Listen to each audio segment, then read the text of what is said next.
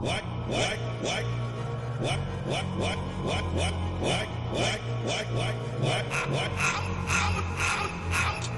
Why can't you? Why can't you? Why can't you? Why can't you? Why can't you? Why can't you?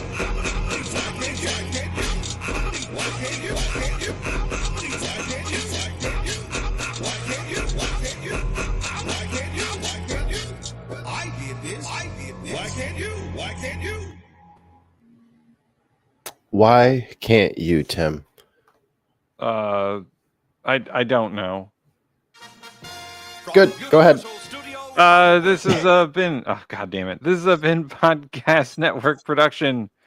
We would like to thank all of our patrons who we can't do the show without, quite literally.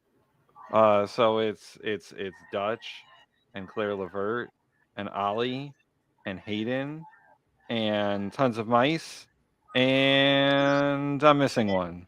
Russell. Can't miss Russell. Hi, Billy.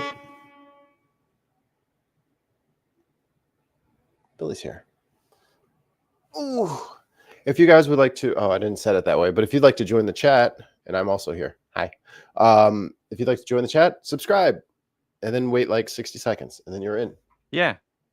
Just to keep the bots out, because the bots are annoying. Would you like to see sexy picture? No, lady, get out of my chat, man. I'm good. So how you feeling, Mikey?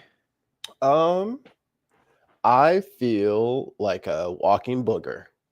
I'm just pure bug from top to bottom. I have had several different colors of stuff come out of my nose today. And that's all right. Better out than in, I always say. Yeah, it's worse when stuff's going in your nose, I suppose. See, that's how you be ending up with problems. You got to blow stuff out your nose. You don't want to put stuff in your nose. No, doing that is bad. But sinus drip aside, it's Tuesday. We've had a long weekend. What did you do? What did you do for Mother's Day? Where did you take your wife to go pick blueberries or something? I don't know what. We did our annual tradition of absolutely nothing on Mother's Day. Ooh, I like it. Strong start. Yeah, it was good. We watched a movie. We went to go see The Accountant 2. I thought you were going to say Sinners. No, we didn't go to see Sinners. We do want to go see Thunderbolts, however. I heard that's good stuff. It's got a Hopper in it from Stranger Things.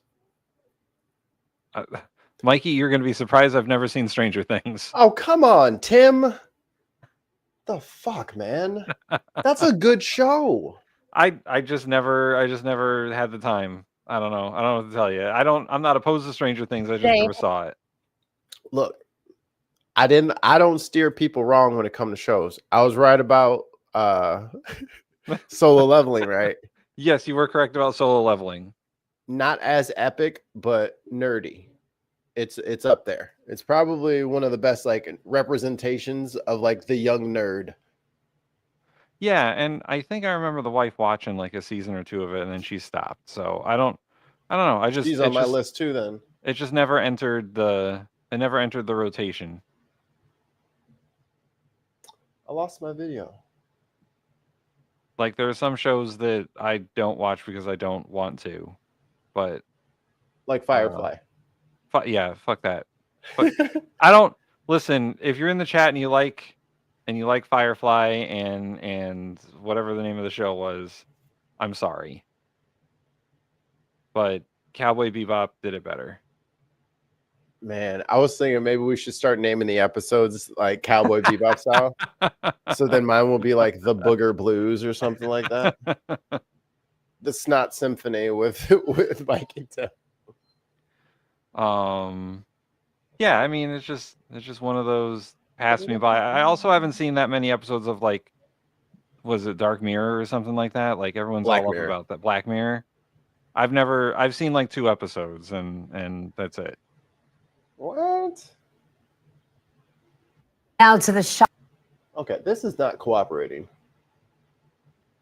Is your Well, I can't see. First, let me move over a little bit. Kay says Farscape also did it better.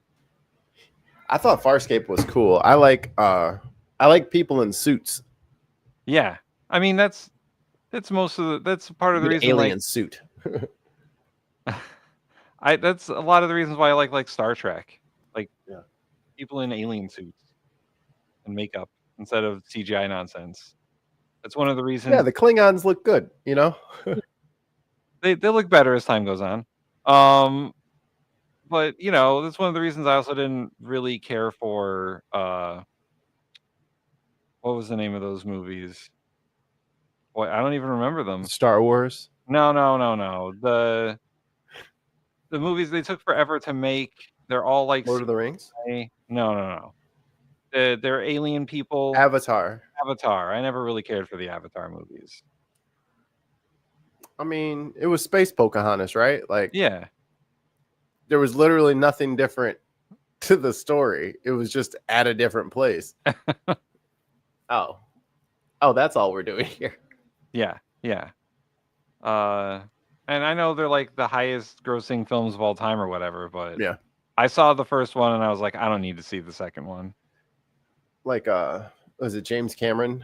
He drew the attention of Neil deGrasse Tyson for his sky in Titanic, like the sky was wrong, and Neil could tell that it was obviously like just you had some random sky and then you just mirrored it, so you didn't even you know what I mean, like you didn't even find a whole night sky.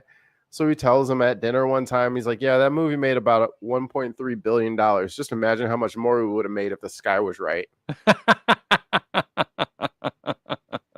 Which I mean, later on he didn't, for the remaster, ask Neil if he had some maps for him so he could have a proper sky up there. Yeah, so you put the right sky up there. He there. burned them, but then he also did take the nerd's advice. Don't let that happen again, James Cameron. Don't talk to my dad like that. Yeah, don't ever. Yeah, don't be that way. Can I show off real quick? Yeah. Let me show off real quick. Get the from Universal Studios Hollywood. Yeah, buddy. Oh, wait, where's my? There it is. Ooh, yeah. Oh, that's fancy. That diamond, son. That's fancy. Got a zipper over here. It's actually really warm, which is gonna be great for this summer. Yeah, it's great to get a jacket right before summer hits. That's how you know you'll stay warm. Hey, I got a t-shirt and a pint glass coming too because I maxed out all of the points for Streamlabs. So thanks, Streamlabs, for the free merch. Yes, I'm almost at the t-shirt, I believe. I still have to get the t-shirt, the pint glass, and the jacket. So I have to find a way to renew my whatever subscription to Streamlabs. That jacket only cost me several $100s. Yeah, right. Exactly. Only several hundred. I do have a t-shirt and a hat. Oh, yeah, I got the hat. Where's the hat? There we go. The wonderful Streamlabs hat. I don't think I got a hat. You didn't get a hat? Maybe I didn't push it. There we go. Maybe I didn't push the hat redeem. You got to hit the hat button. Dances with Wolves in Space. Wow, talk about bland movies. Dances with Wolves. They used to get away with them, man. They used to get away with nonsense movies. Man, a little bit more banter on movies. Yeah. Back in the day, movies used to be such a fucking crapshoot about how good they were, what kind of movie you were going to get. Did you see Ninja Assassin? Oh my God, yes. I couldn't even walk out. It was like so bad. I couldn't even leave. I didn't know what to do. That movie was so bad that I started a brief bad movie podcast just for that movie. The wife and I watched it and we were like, what the fuck is this? What even just happened to me? I didn't see any ninjas or assassins. And the only cool part in the movie was in the trailer. Yeah. We actually the only stunt in the whole movie, the only slowed down CGI. I think there was like a shuriken going through like an explosion. That was the only cool part of the movie. The whole rest of it was like shitty dialogue. It was horrid. Here's something funny. We made that bad movie podcast. We did like 4 episodes, then we got bored of it. But Ninja Assassin was the first one, and the director of the movie listened to our review and sent us a response. Oh no! And he was like, "Guys, this is hilarious." Oh, that's good. Yeah. Oh, that's good. He took it like a champ because that movie was so bad. He knew. He sent us a little email saying, "I appreciate your review and you guys are funny." Man, I lost my first video. Again? What was that? Oh, the cat. No, I started talking to you and I forgot to keep looking for it. Oh, I see. But it had to do with farming. Farming? I'm very agriculturally minded, if you didn't know. I love plants and the ground. Earth at all. Mikey is a tree hugger. I do love me some he trees. Hugs trees. They're great. He loves them. They make clouds in the rainforest because they're pumping out so much oxygen. It's awesome. I'm just scrolling through my history here, which is going to take us a minute, but this is a good first video.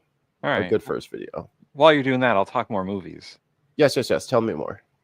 So the wife and I also recently rewatched The Breakfast Club. Mm-hmm. And The Breakfast Club is one of those movies where you're like, I can see where they were going with. Like, I can see the time period this movie was made in. That movie would not be made again today. There is no way that directors would remake that movie. Terrible. Unless it was like an indie film. But you wouldn't see any big studios remaking The Breakfast Club. No. I bet Netflix would like do it, and then it would be like their kids all in detention.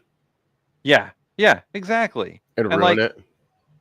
I don't think society works the way that Breakfast Club worked in the 80s anymore. No. Did we say hello to everyone? We didn't say hello to everyone. Let's say hello to everyone, and we're going to get this show on the road. Damn it.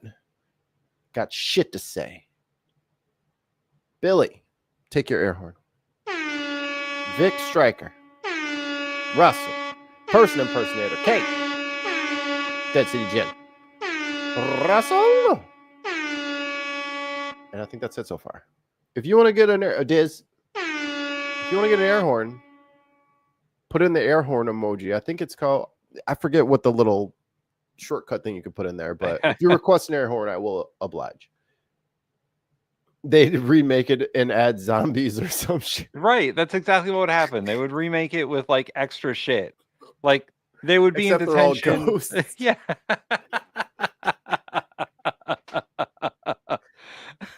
There are so few good ghost movies. Like no one can really get ghosts right. You can go Patrick Swayze style, or you can go like Interstellar style, or like Ghostbusters, which is a take. Yeah. I mean, not the last couple of Ghostbusters, but like is Ghostbusters a cult?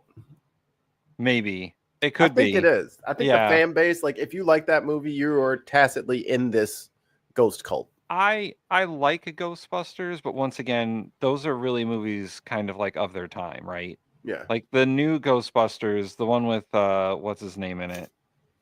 The one with Ant-Man. God, I can't remember anything today. Paul Rudd, yeah. Like I didn't see it. I don't care to see it. It's not my jam. I know. But like Ghostbusters, the original Ghostbusters was good. Bill Murray and the whole crew, they were funny. Bill Murray bought the local, like, not minor league, but you know how like they have their own little baseball leagues around here? Yeah. He bought the Joliet Jackhammers. Really? Mm-hmm. Wow. I was like, dude, we're gonna have to go down there and fucking see if he's hanging out. Go see a game. Dude, it's fucking decent baseball. It's a nice stadium. The tickets are like $15. Wherever you want. Like it's pretty fun. My closest minor league baseball team is the Hartford Yard Goats.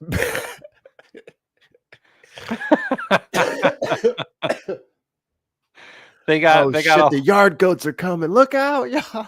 They got a whole new stadium that took forever to make because it was made in Hartford. And yeah, they're called the Yard. We used to have the Bridgeport Bluefish, which they were a pretty decent. They were a pretty decent team, and I went to see a bunch of Bluefish games, but I would have came in there with a 1 fish, 2 fish shirt on. Yeah, all day. But yeah, we got the Yard Goats because we're like in the middle of like Boston and New York and all this shit. So everyone's like a Yankees fan or a Mets fan or a fucking whatever the name of the Boston team is. I don't even care. Red Sox? Whatever. Championship Red Whoever Sox? they are. Yeah, whatever. Who cares? Are you close to Hartford? I'm closer to New York City than I am Hartford. And Kay also says, School Spirits Netflix show is pretty much Breakfast Club with ghosts. And admittedly, it's pretty good. God damn. They already did it. Fuck. They already did it. We're just too late. God we have damn the it. bad timing. All right, Speaking of Mikey. bad timing.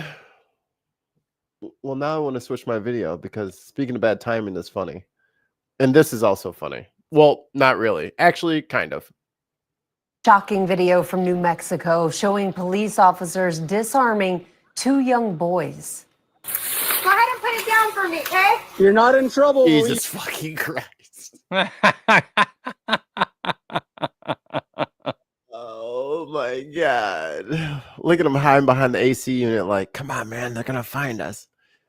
Brother, this little kid is packing a 9. What is going on? You have to drop that and come talk to us, all right? Authorities say this video shows the standoff between New Mexico sheriff's deputies and 2 young boys. Where are the parents? Yeah, where are the parents? You send the mama in there and say, give me that gun. I'm not going in the A. Tell your kid, go in there and go get Junior and tell him to give you that fucking pistol back. Fuck this. I'm not walking in there. I'm not getting shot by a fucking Baby Bop enjoyer. No, you go in there. That's an old reference. No kid watches Baby Bop. Just put it down, babe. In February, police were called to an Albuquerque home where investigators say they found the February? What took so long? Why am I not hearing about this? 7 and 9-year-old boys brandishing a loaded gun. He does have his finger on the trigger right now. Hey, he's pulling up. Hey, he's about to take fire. Put it down. Don't do that. The officers say one of the boys tried to pull the trigger multiple times, but the gun malfunctioned. Police Dear. Keep putting your kids on Grand Theft Auto. Keep it up. Keep it up. fired a non-lethal round in their direction, Drop it! causing the boy to point the Look gun at him. Yo, this little boy drew down on the cops. Damn. towards deputies. Moments later, officers rush in and wrestle the gun away. Authorities say state laws prohibited them from arresting the children or removing Shit. I don't know. They look pretty arrested to me. I'm arresting the shit out of them. I'm arresting them twice. them from their mother's custody. They say the boy's father, who is currently in jail, owns the gun and could face charges. You gotta be shitting me. You got the only thing that would make this better is if he was a January 6er. You know what I mean? Like that is the only thing that is missing from this story. Yeah. Only comes as This is why gun control is needed to make sure like shit like this happens less frequently. I mean, how hard is it to say, all right, especially if you're any kind of felon, you need to buy a gun safe that is approved by the government. It can be whatever, these 16 brands, and they could go from like $50 to $150 or $300 or $1,000, whatever. But you need to have something on this list in your house, and your weapon needs to be in there. Yeah. So that this shit doesn't happen. Yeah.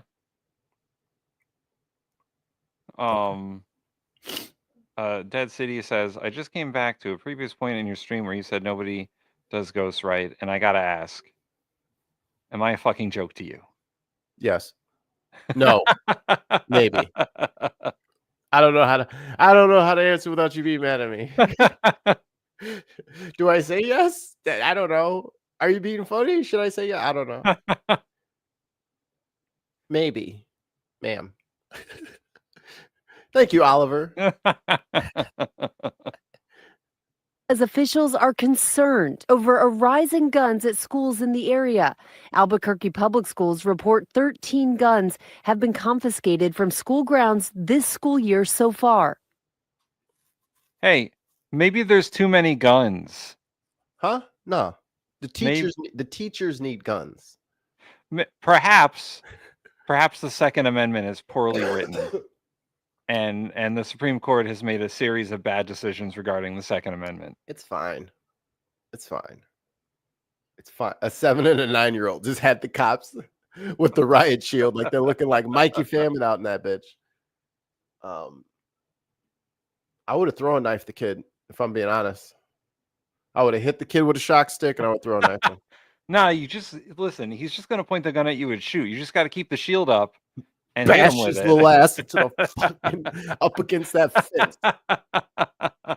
Keep doing this shit until he stops pointing it at me. You know he's got no thermite on him, so just fucking hit him with the shield. Ain't no way he can afford a Semtex. Ain't no way. Ain't no way. Ain't no way. Yo, how much is a riot shield for real? I might just like unironically wear it on my back out in public. Like, I'm not about to get shot by a fucking 9-year-old. Ooh. Because y'all don't want to watch y'all kids. Let's see. If you wanted to buy a riot shield, I need a ballistic one though. I don't want no fucking hard plastic. I need it to deflect rounds. I need a good one. Let's see. So a 40 by 23 inch ballistic shield. Okay. Why is it Sounds heavy. Sounds heavy already. Yeah. Why is it not listing prices?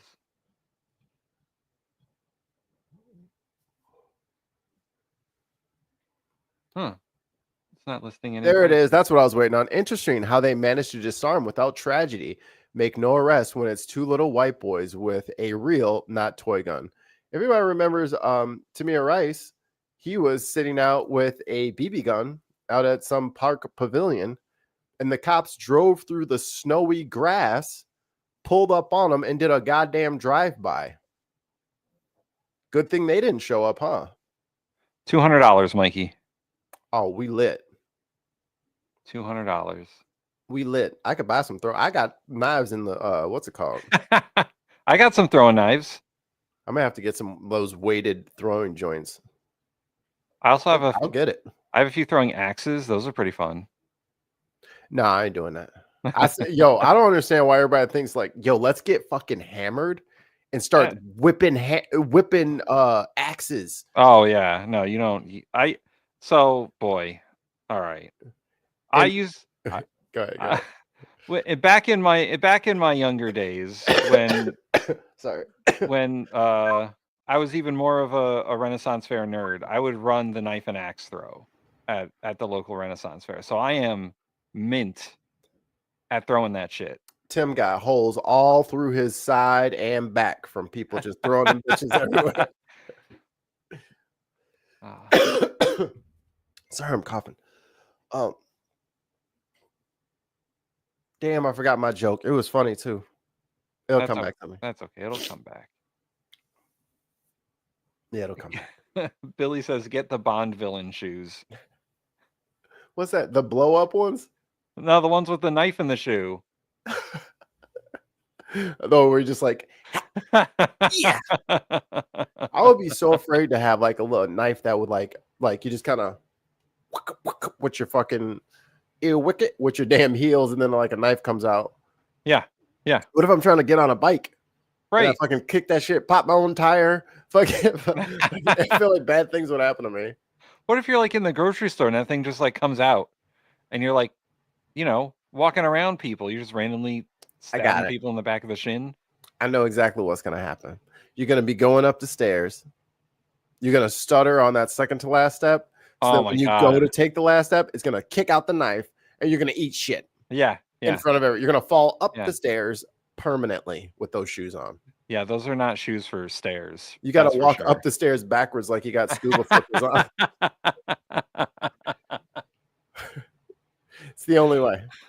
It's the only way. It makes you less of a secret agent if you're going to a fucking If you're in What's up with this dude in a tuxedo walking backwards? I mean, I don't recognize him because I would have recognized him if he walked backwards all the time. All the time? Yeah, he's always walking backwards upstairs. What's his deal? Look at him going up the stairs backwards. Is that better? Should I be doing that? That must be better. Should we all be doing that? He must know something. And then everybody just starts copying him. Yeah, right. They're all working, and he's like, "Guys, what the fuck?" Yeah. Yo, I can't even get down with the fucking the shoes with the damn wheels in them. I definitely can't get down with no motherfucking knife in there. Oh, I could have never did the shoes with the wheels. I would have ate shit so many times. I saw a kid at the laundromat at my old crib. Bro came around with the little trolley. Yeah. And he had the Heelys on. He said, and then like reversed into the thing and like got his shit out the dryer. I was like, ooh, he cool as hell. Damn, he's cool. That's a cool dude right there. But you know, if you would have done that, you would have done the little spin and then just fallen over. Rolled in my ankle. Just sparks shooting out of my joints from all the fucking non-cartilage. Good time. I'm sitting on my foot. I need to stop doing that. Stop it. I have to stop sitting on my foot. But it's more comfortable because I have long legs. But then my ankle's like, stop. Yeah, your ankle's like, why are you Stop. sitting on me? You're fat as shit. I have no transition. Cool. Talks top of mind. South Florida farmers say they're Oh, wait, pause it. I got a transition. Yes. Fettuccine, linguine, martini, bikini. Yes. Thank you. on the vine, and they're blaming the ongoing trade wars and immigration changes. What does this mean for the future? You could give it a little bit more juice. I could take that a little louder. A little maybe louder? maybe 5-10%. Of our right, food. all right. That seems Heather Walker has been looking tonight. Jen says we can borrow her transition. Shut up, Jen.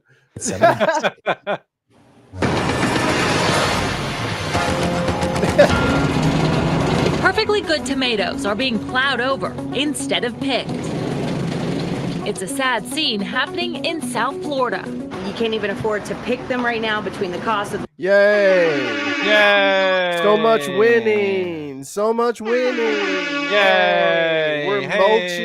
We're mulching tomatoes because we can't afford to hire people to pick them.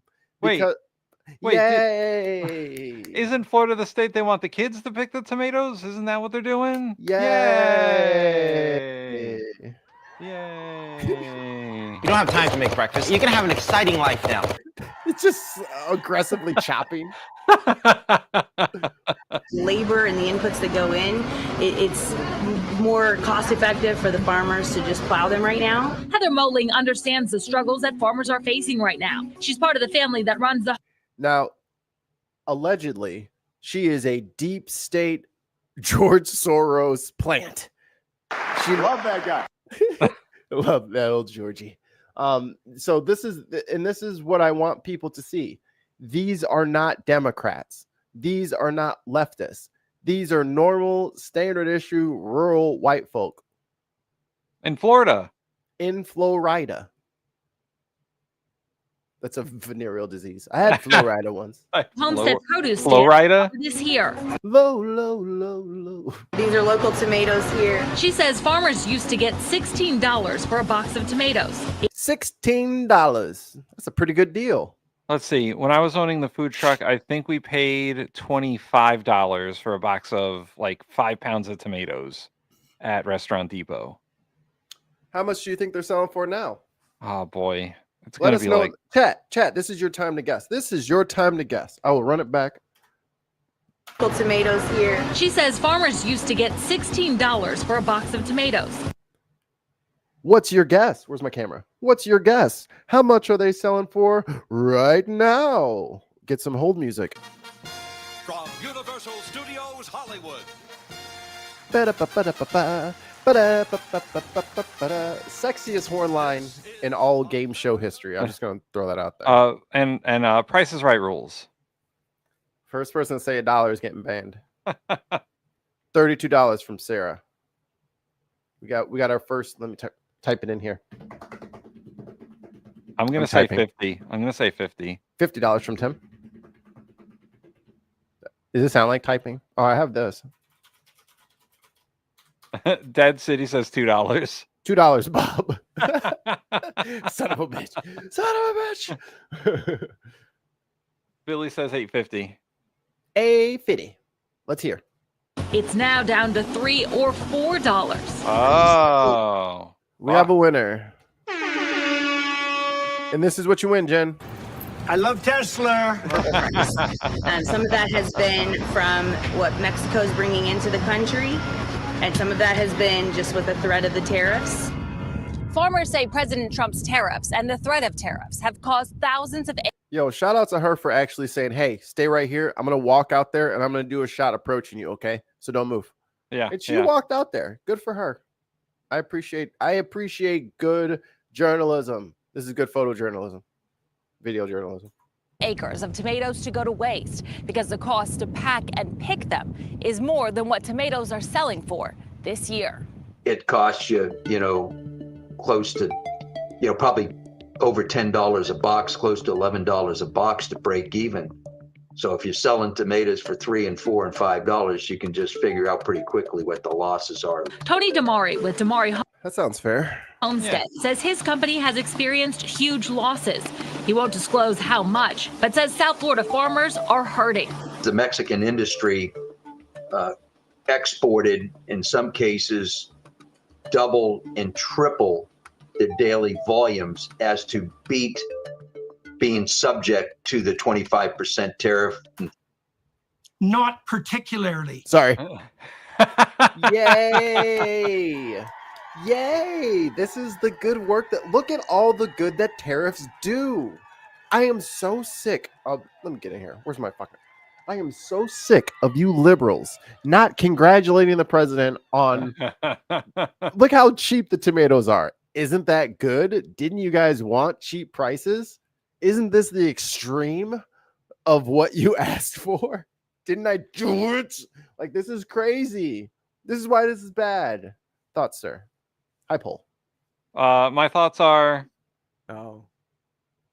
That's a real shame. Too quiet.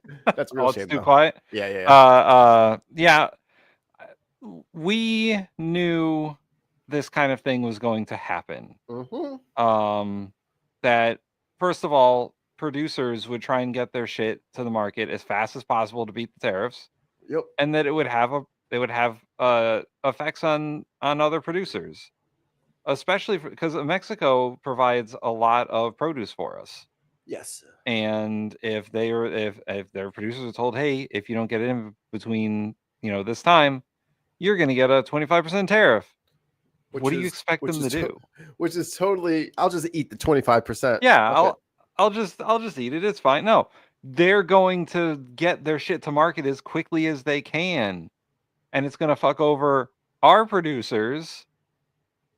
And on top of that, the labor shortage that the government is creating for farms is just going to be another factor. Like, this was all very predictable. I'm not an economist. You're not an economist. We don't know that much about how the agricultural economy works, but this is very predictable. Seems pretty obvi, no? They seems mad obvi. They're fucking over supply side economics is what's going on here. No, they're not. You're just a hater.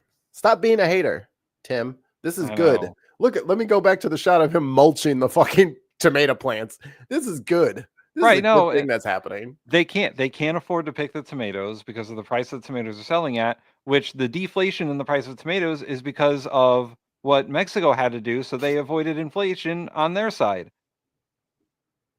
We are so fucked.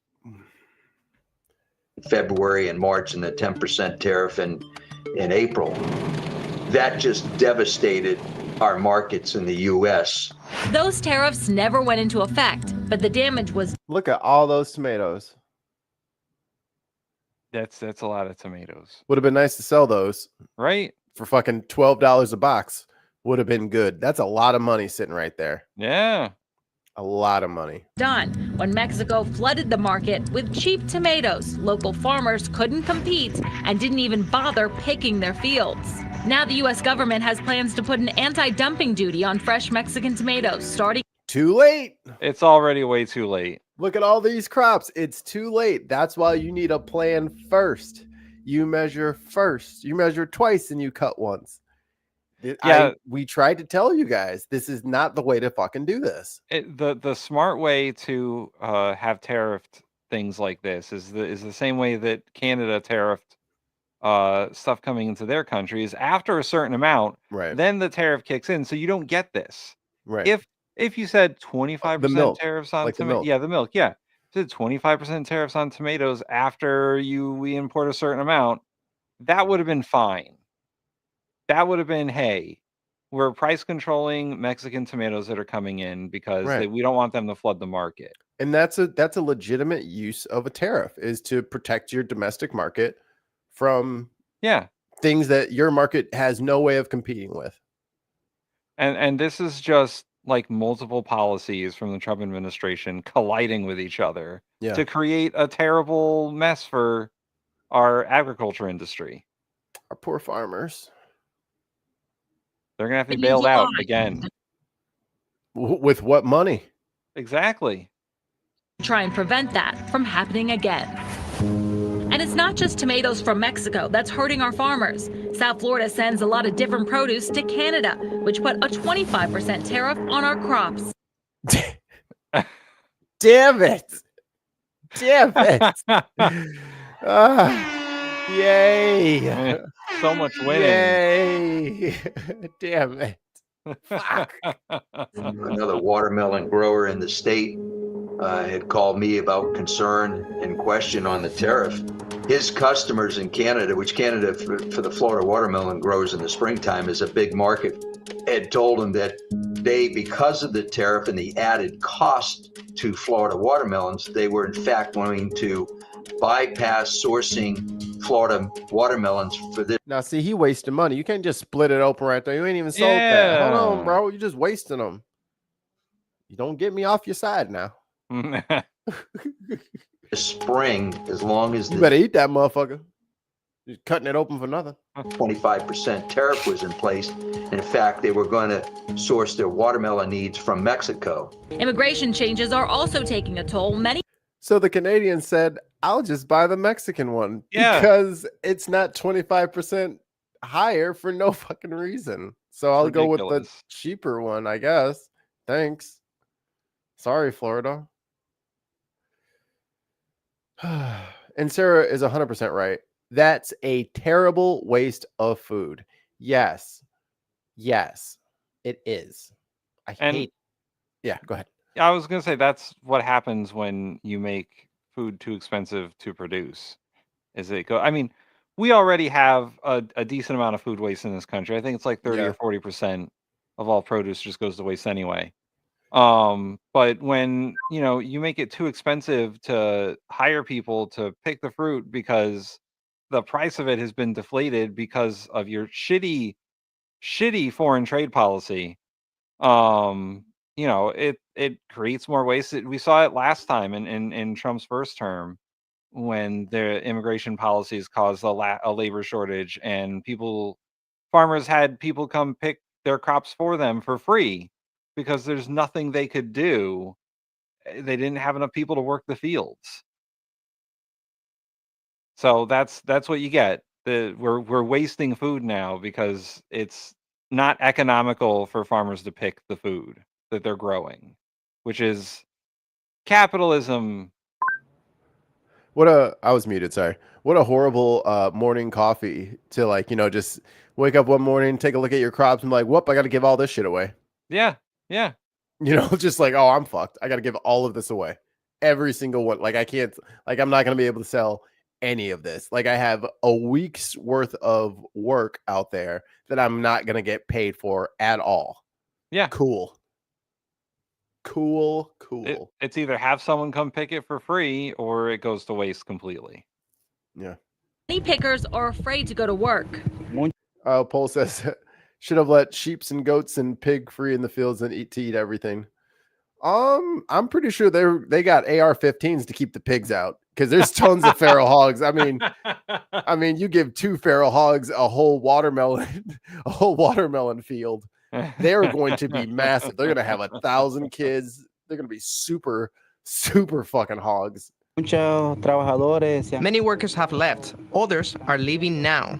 This man agreed to talk to us if we agreed to hide Fucking Bebop fucking comes out of like, hey, boss. his identity. He's worried about being deported.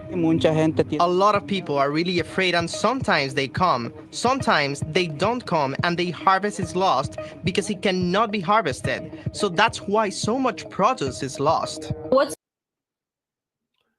Here's the next thing that's going to happen, right? So once the tariffs go into effect or have already gone into effect, then Mexico's not going to send any tomatoes. Correct. And then there'll be hyperinflation on tomatoes. Correct. So, it's so fun living in Trump's America. So much winning. We're winning so hard. Unless somebody thinks that this is all a good thing. Yeah. And they can explain it to me like this is a good thing actually.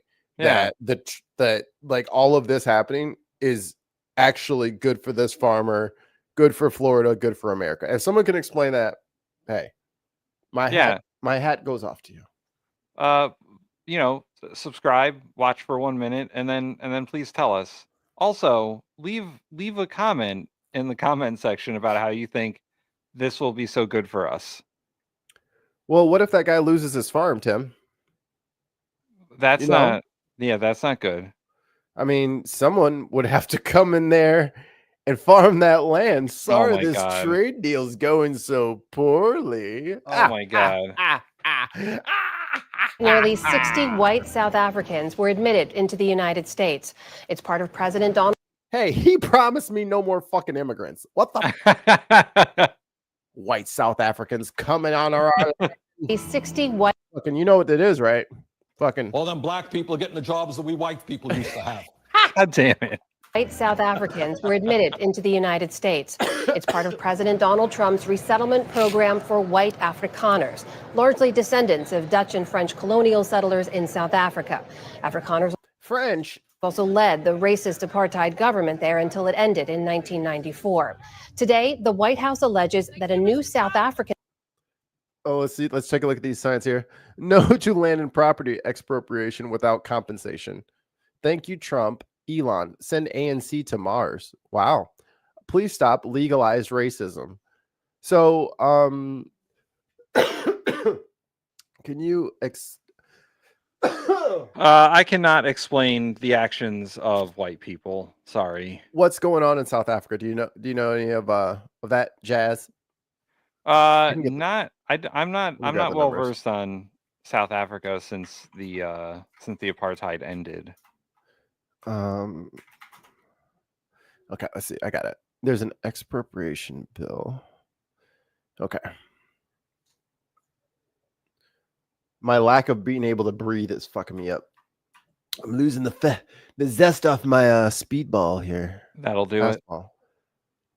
So, South African president signs controversial land seizure law. Let's see why this is controversial. South African President Cyril Ramaphosa has signed into law a bill allowing land seizures by the state without compensation, a move that has put him at odds with some members of his government.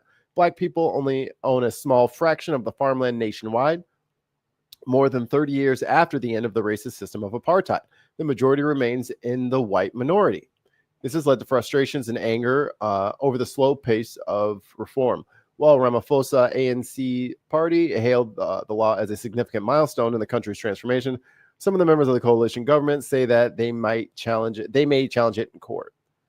So essentially, what you got here is the remnants of the apartheid. Those people. Oh, $5 super chat. Oh, wrong one.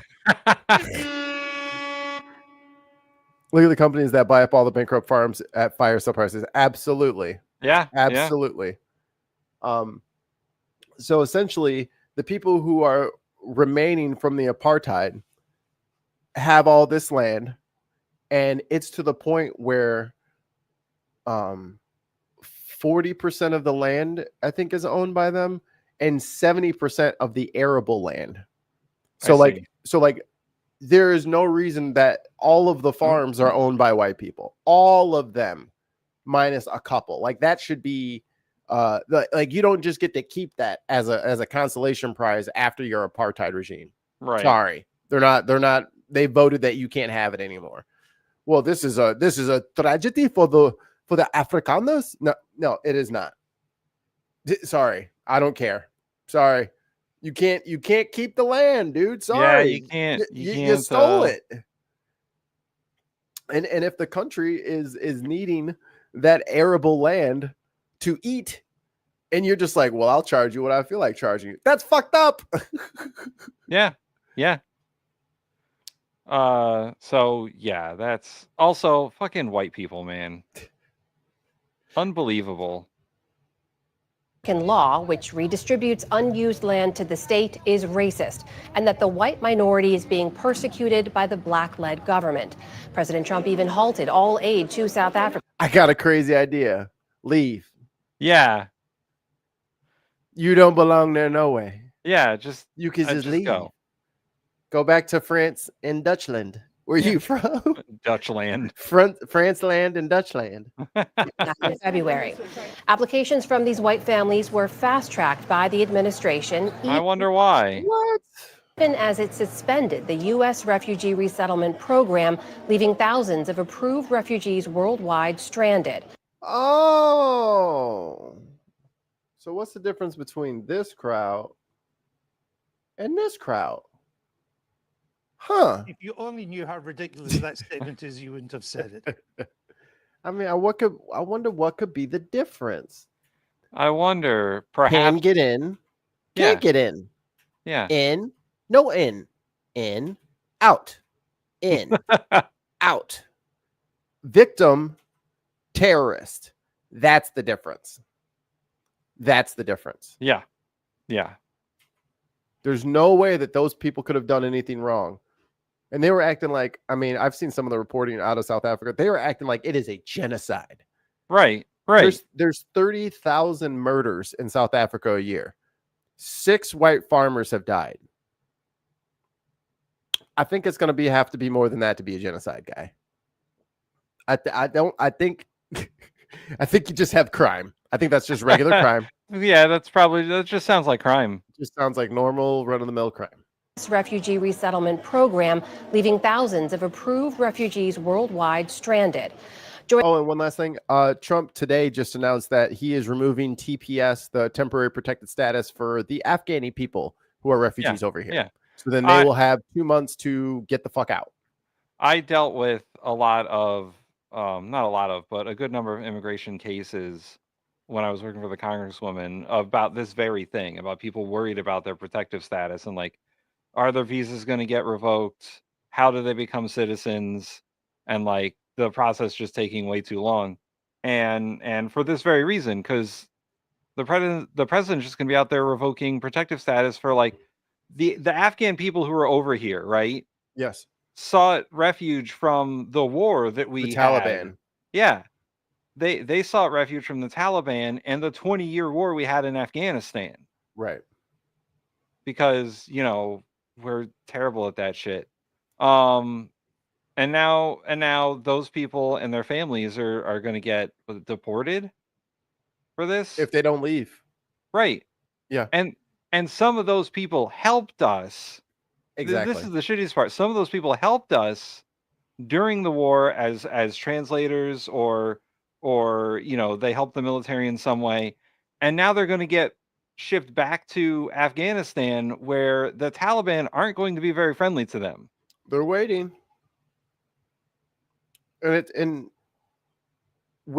So we actually took in Chicago specifically a lot of Ukrainian refugees. So he's taken their TPS. So not only did he shut off all the lights for the radar and shit like that for Ukraine, not only is he trying to get this mineral deal, but he's also trying to send all the people who fled the war that they started, apparently.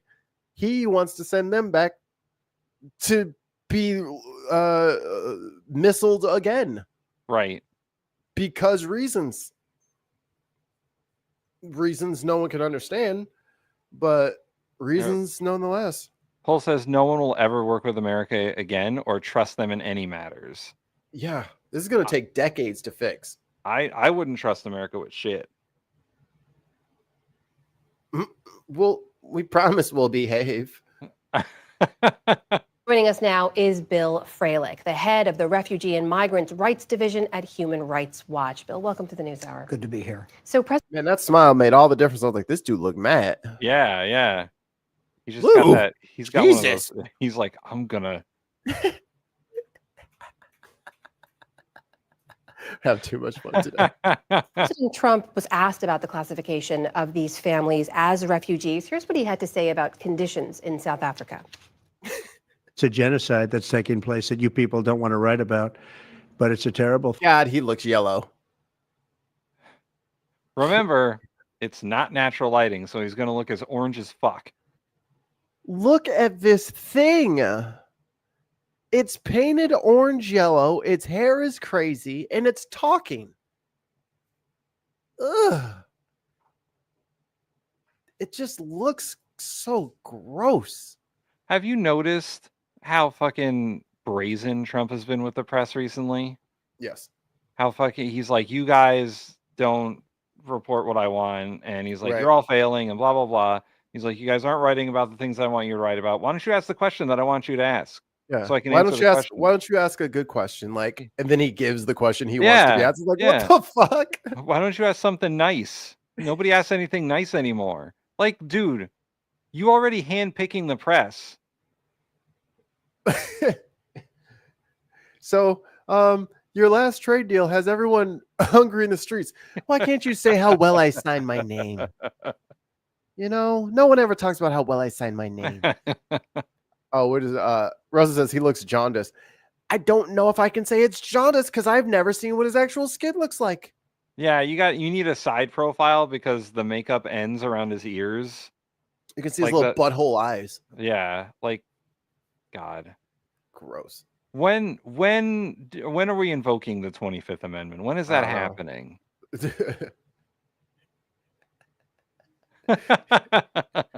Not true, because I don't look like that. Anyway, thing that's taking place, and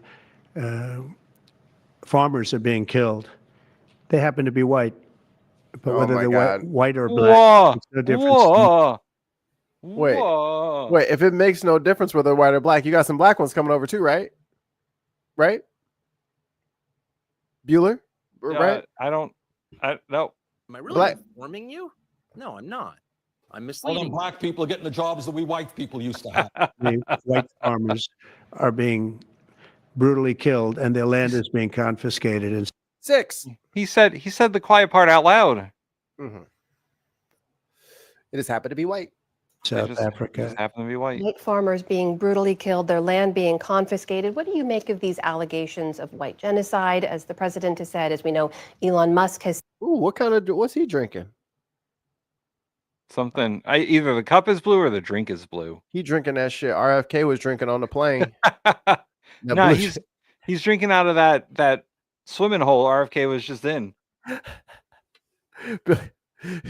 Fucking Wayne gets me every time. It's like, because he's blick. Said before, and the classification of these families as refugees. Yeah. Well, this is not factually supported from any of the information that we've seen. The expropriation law that you self-hating white mentioned only came into effect in January, and it is stated that it is for non-compensation for private land that would go into public hands if that land has been unused. If there's nobody living and working on that land or developing it. And so far, of course, none of that land has actually been taken. So there have been homicide rates that are high rates in South Africa. I think. What? Nah, ain't no way I called that shit. Hey, yo, your man's does his research. You feel me? Like I know. All right. So come at me. Plenty of things are bad and wrong, but it doesn't make them fascist. Fuck you. It was like 13,000 in 2023, but only single digits were farmers that were killed. Now I'm gonna toot my horn. Fuck you. I'm tooting it.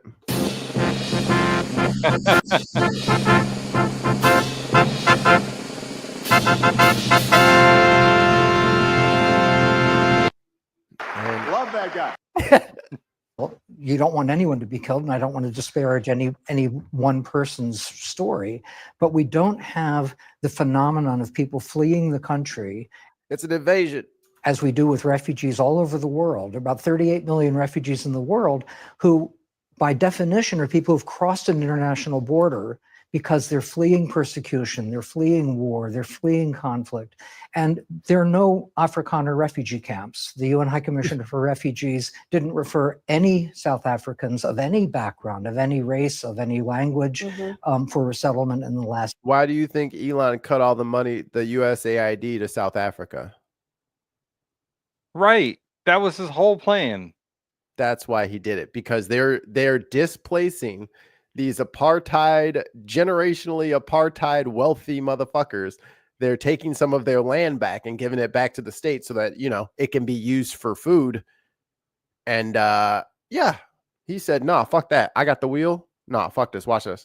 Last year. So this is something really new and different from anything we've seen. And the families who arrived today Look at all those white people. So many white people. were approved in a few months' time. We understand they were flown over on a State Department chartered flight. Is that the usual? Who paid for that?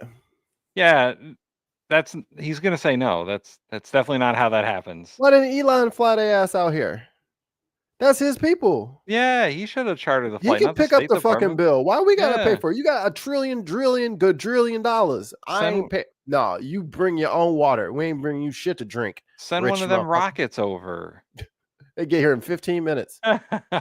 Process for refugee resettlement? No, I mean, one, you often have refugees that have spent years and years in refugee camps. And then, out of the millions of refugees in the world, less than 1% are ever even referred for third country resettlement. They have exhaustive vetting, security screening, health screening, screening to make sure that they actually do have a well-founded fear of being persecuted. And they usually are people that have great difficulties in the country of first asylum. They're people that have difficulties in the refugee camps in which they're living. Maybe they're being persecuted in the country of first arrival as well. So these are circumstances that you would assess on a case-by-case basis. And that takes a long period. Yeah, why should that land be used by the state to grow food? Nah, you gotta. They're taking land away from its rightful owners. Manifest destiny. Exactly. Once again, the racists are taking issue with land that was stolen by white settlers being handed back to the native population. Man, can you imagine? Oh man, they would go crazy over here if they had to start giving that shit back. Period of time to do. This was done in 3 months. And these are people that came directly Probably from the not country allowed of back. origin. They were not people that were living in refugee camps. They were not people that were vetted by the UN Refugee Agency or referred to the United States in the normal way. And they were flown here in chartered planes paid for directly by the US, usually.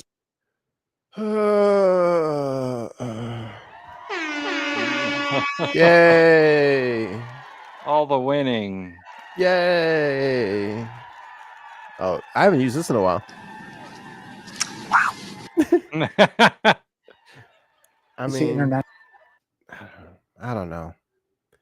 I thought this was America first. It is America first, but only for the white people. But he literally importing whites. Yeah, listen, we're gonna get all the browns out of the country. And we're just going to import the whites from other countries. But we already had white farmers. Maybe. All right. Let's solve a problem here, right? We'll import the whites from South Africa and have them pick the tomatoes in Florida. That would crack me up, actually. See, you got to think outside the box. I got concepts of a plan. Yo, if that flight went straight to a field and they just gave him some coveralls, I would be dying. And then like they were like in a Florida apartheid state. They were just treated like shit because they're from South Africa. That would be hilarious. It would be hilarious. He's gonna not go to Missouri. Whoa. Easy. Whoa. We need a segue first. I need you to be drug tested. Fettuccine, linguine, martini, bikini. That guy. What a winner. But we got a bombshell of a speech. We're going to my home state. We're going to Missouri. Concern for the less fortunate. Oh wait, I want to comment on his shirt. Can you see what it says? Don't blame me. I voted for the black woman. Yeah, that's a good one. That's a good one. The less fortunate. I don't even know where to start. I guess you can call me slap happy and that I don't have common sense because I'm a very hard no on this for several reasons. One, how dare y'all? I've been in here for 7 years and now all of a sudden we care enough about people who own Social Security and poor folks with circuit breakers and pink taxes and everything else when we've had ample opportunity to pass this year after year after year after year, but only until it's attached to something that's gonna work for rich folks do we care enough about this. Gross. And then have the audacity to say, oh, if you don't like this, you don't care. Y'all are too strong. We've cared year after year after year after year. Welcome. Thanks for joining us on Caring. No, I don't care about the folks who got to go and buy boats. And you can put that on Facebook. I don't have any of those. See, this is where I'm from. Y'all wonder why I sound the way I do. It's not just me. In my district. No one's sitting at any marble tables over in the 73rd talking about capital gains tax. They are talking about these eggs. They are talking about how they have to use the emergency room for their primary care physician. They do talk about that. They do talk about rolling toilet paper around their drawers because they can't afford tampons and pads. They do talk about that. That's fucked up. Shout out to Tim Walls for making that shit free for everybody in Minnesota. Yeah, right. And if you're offended by that, that's what they talk about in my district, and they're Missourians too. They talk about diapers and all kinds of other stuff. So yeah, we support those things too. Don't sit here and say we don't have common sense and don't care about these people. Don't even go there. Because I've heard a lot about people who are buying 2 and 3 houses. I'm not hearing enough about the woman who have to wrap a towel around her baby's backside to keep them clean and dry. Yeah, that's me sitting on the side gallery crocheting baby boots and socks. When you look at my MEC report, it's me clearing out my campaign donations to go drive Meals on Wheels every Monday. That's what they're talking about in my neck of the woods. And yeah, I stood here until the last 3 of us stood here because it was worth saying out loud. I'm not about to buck dance for the wealthy. I don't bootlick. Those poor people who work those 2 and 3 jobs, I thank the lady for Jackson for talking about me. Because I'm not going to be able to afford a house anytime soon as a millennial in this economy. She was talking about me. So no, it's not just our constituents back in our district that's telling you they need something. I'm telling you I need it now. I don't get to fly into session. I don't plug my car in.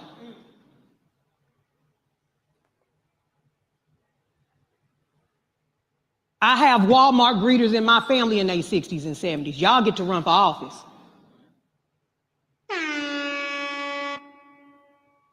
I have to borrow money to pay my taxes to sign that affidavit when we file for office so that I can run for office and not be lying on it. I have to borrow money for them fancy gold plates we have. So I don't know what a capital gains is about. I don't know that feeling, but I do know what it feels like when your stomach touch your back. That's what they talk about in my district in North St. Louis County, where their representative has to stand on this floor till our feet get raw. We talk about that.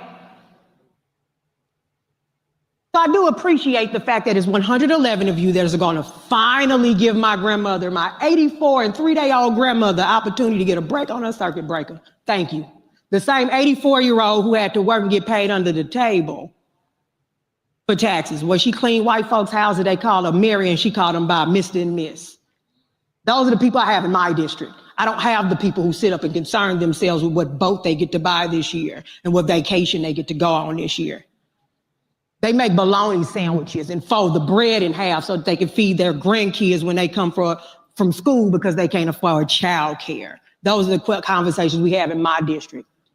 So for all the monopoly men on the other side of campus twiddling their rich mustaches and top hats talking about capital gains vacations and what their constituents talk about at their table, I love to be invited for some so I can cosplay wealth.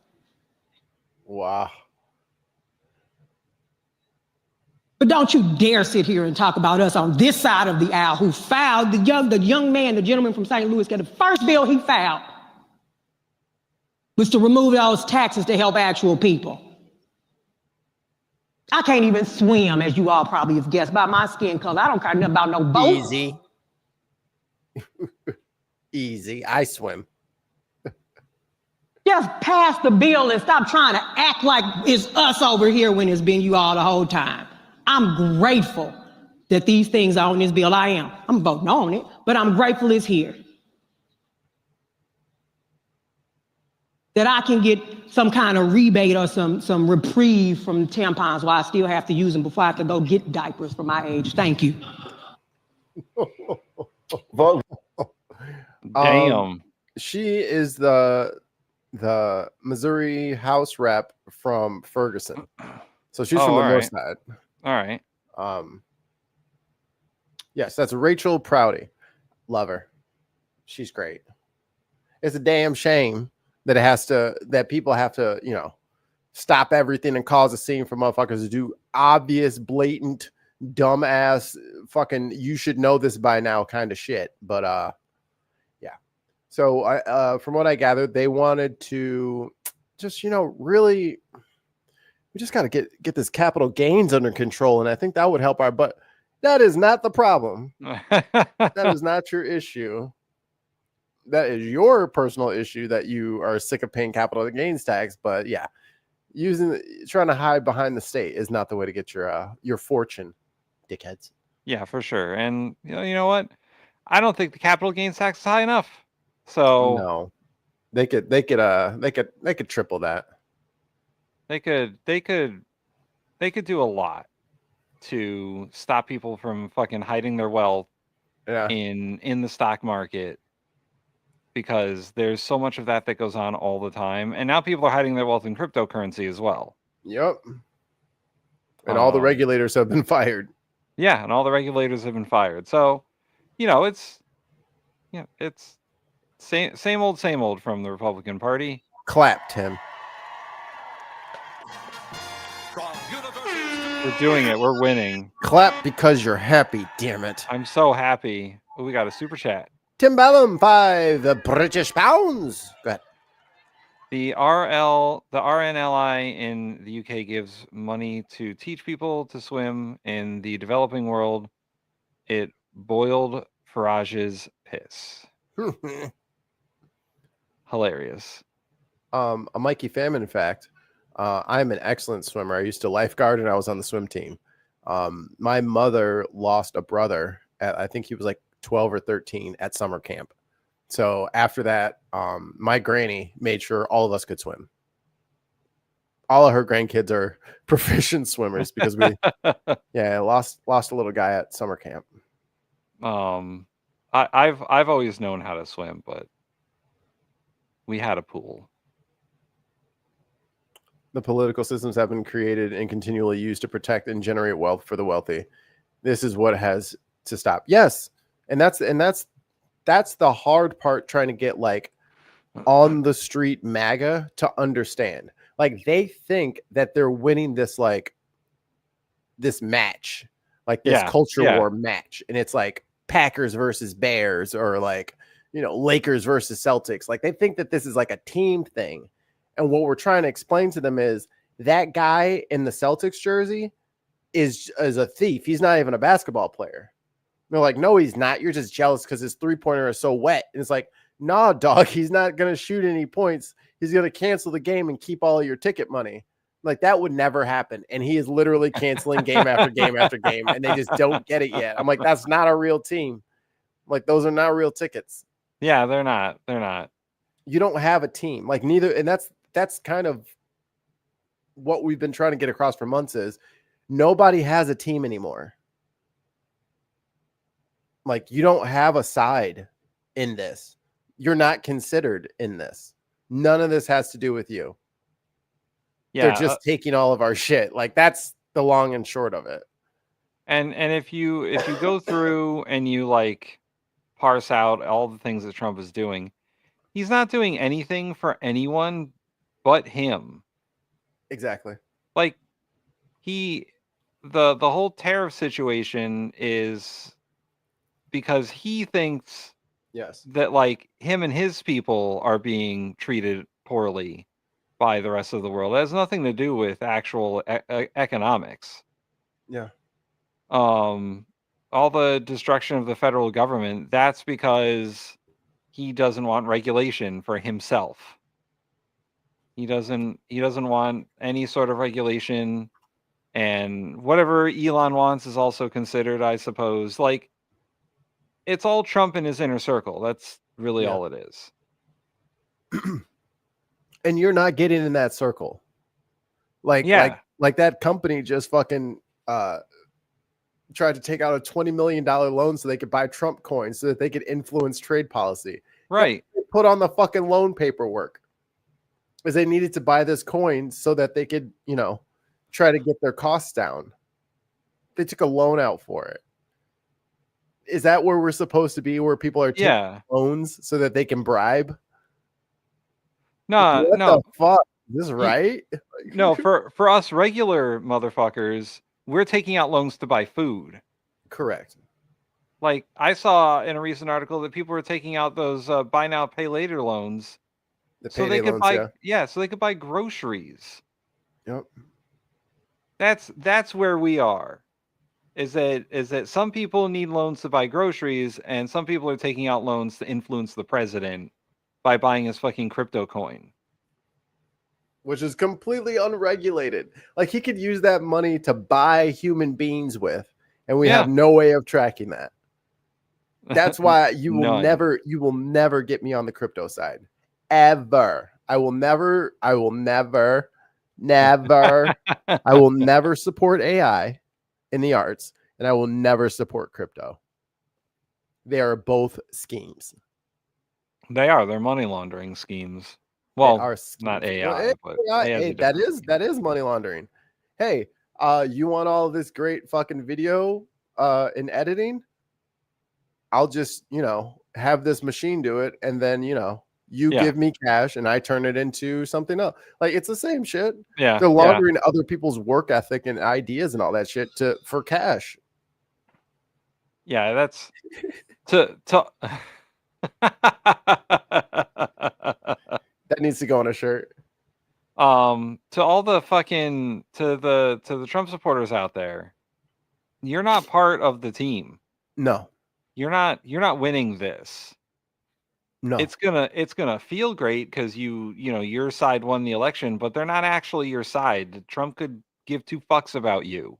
You're not rich enough to be on his team. Yeah, you're not rich enough to be on his team. His team is him, the people in his White House who gave him the money so they could be in his White House, and the billionaires who are sucking up to him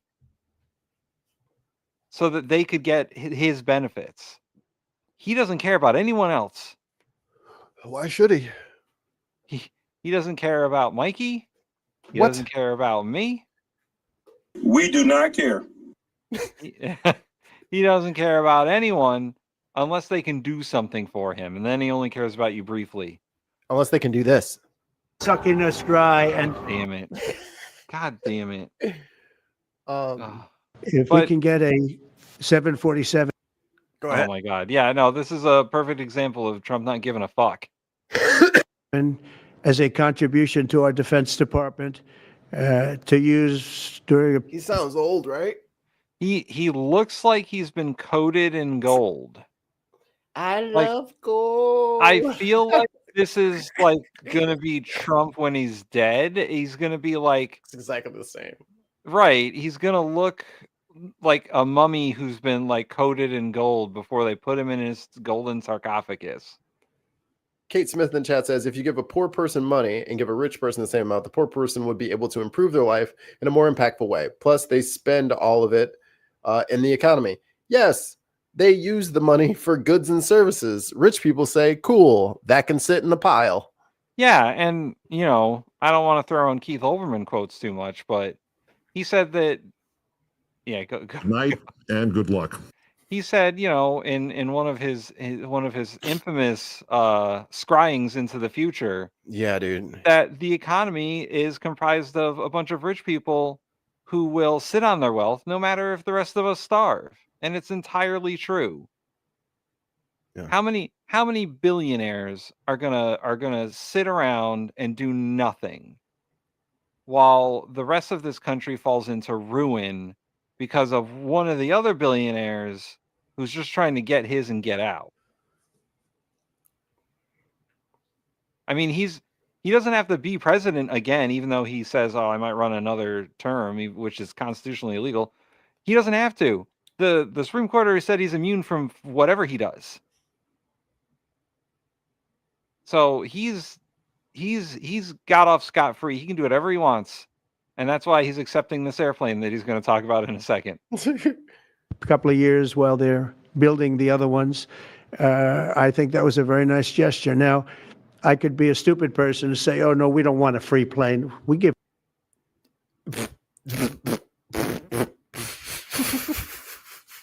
Tim, he'd be stupid to say no. So he'd be so stupid to say no. That's stupid, Tim. Or even disambiguous. Disambiguous. Here's the problem with the free plane. What? What now? It's a bribe. What? Why would you say that? It's a bribe to the president of the United States. What? From a foreign government. What? Article 1, Section 9, Clause 8. No title of nobility shall be granted by the United States, and no person holding any office of profit or trust under them shall, without the consent of Congress, except of any present emolument, office, or title of any kind whatever, from any king, prince, or foreign state.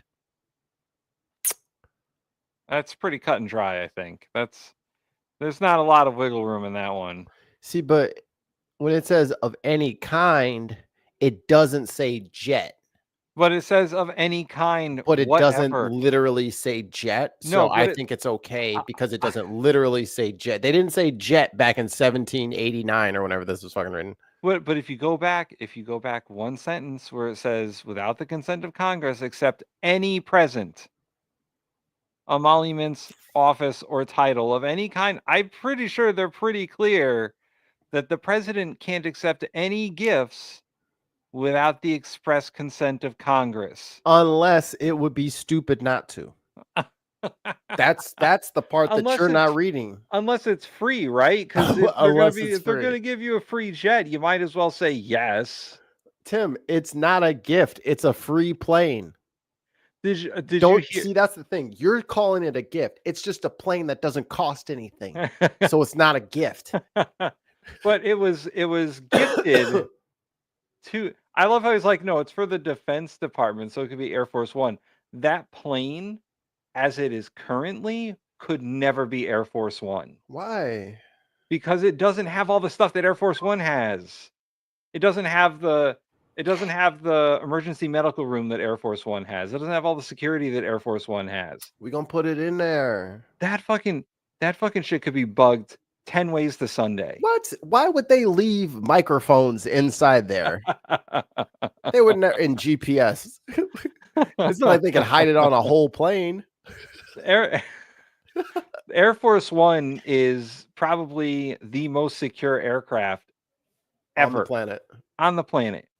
This $400 million jet 747 that the president is being bribed with. Bribe is a free plane. It's a donation, Tim. Is a luxury jet. Damn it! It's a utilitarian. I need it for work. It's like a ladder. It's got like staterooms in it and whatnot, and like it's like I have Vladimir in there. I heard it has the world's largest bedroom for a plane. All right, let me see if I can find anything on this plane. It is I don't know who quote it might have been Jon Stewart last night on the Daily Show, but he says it's the world's most expensive flying fuck palace. Gross. Yes. But it would take another like $200 million to make it Air Force One compatible. See, look at the savings.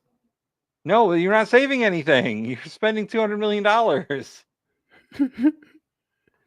So this is that's girl math. 747-8. Okay, that's the one that the Qatar government is doing. Okay, let's see. We got some pictures. Did you hear that after Trump leaves the office of the presidency, the plane will be transferred to him? No, it's going to his library, To him. No, not to the Donald J. Trump library. To him, so he can use it when he's done being president. Nah, man, he would never do that. He would never do that. But I'm trying to see if they got some pictures of like what it's like inside. Okay, interior tour. Okay, here we go. This is what we want. Yeah. Bro, this picture is the smallest fucking picture in the history of Earth. What the fuck? Brother, there is no... This is the worst tour ever. I just want to see what it looked like in there.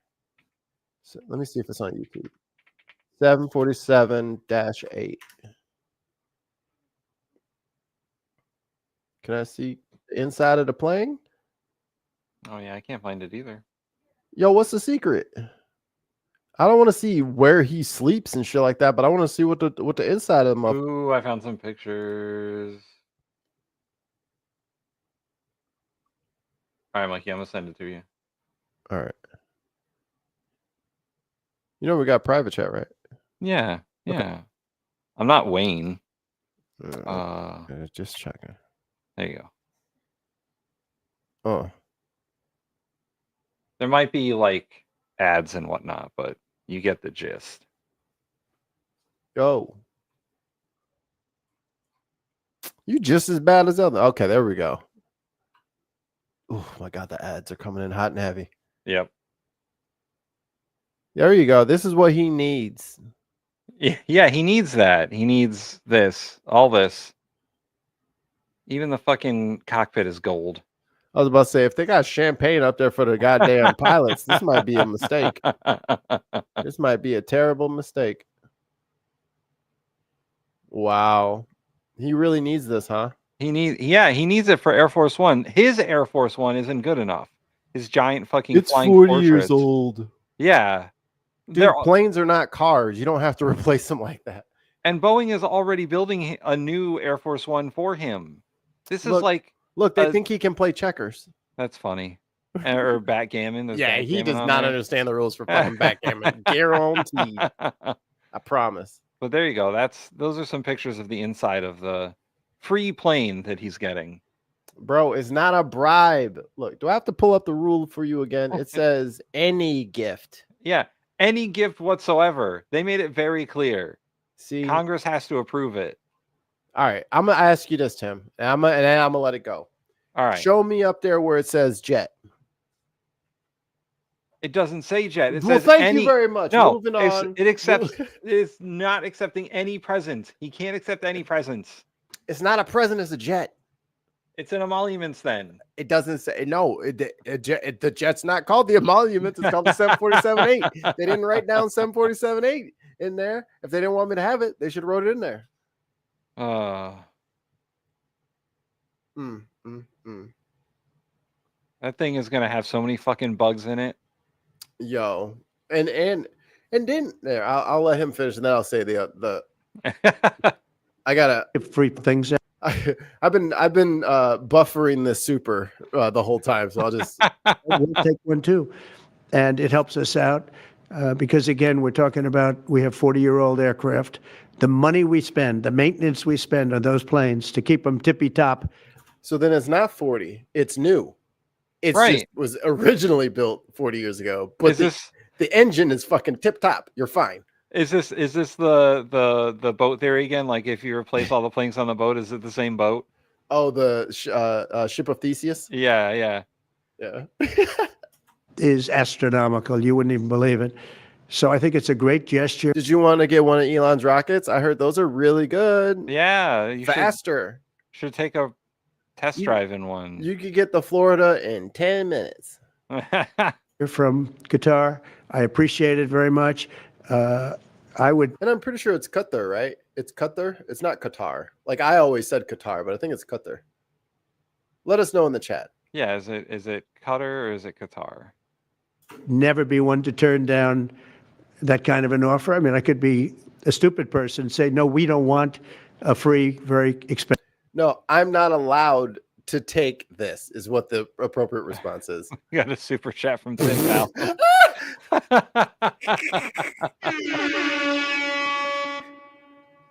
Oh my god. Oh my god. You know the Germans always make good stuff. It'll be Stormy Daniels 1. Oh my god. Bridge over stormy water, I call it. It's so imagine if he just started naming, like, instead of like the Beast, he wants like a Cybertruck. The Beast is his car, the president's car. This thing, I think it's a Cadillac. Oh yeah. It is the most impressive limousine that it's fucking bomb proof, bulletproof. It's got like the president's blood in it in case he gets shot. It's a hospital. It's got everything in there. Yeah. He's probably going to get rid of that shit for a fucking Cybertruck that's got his own fucking golden face on the side or some dumb shit. Like, golly, man. He's making himself less safe. He's making all of us less safe. We got fucking Pete Hegseth running around. Oh my god, that guy is a fucking disaster. He said, no, give me a dirty line into my office in the Pentagon. Why, dude? Just go to the fucking coffee shop and do shit online if you need to. Why would you put a dirty line in the Pentagon?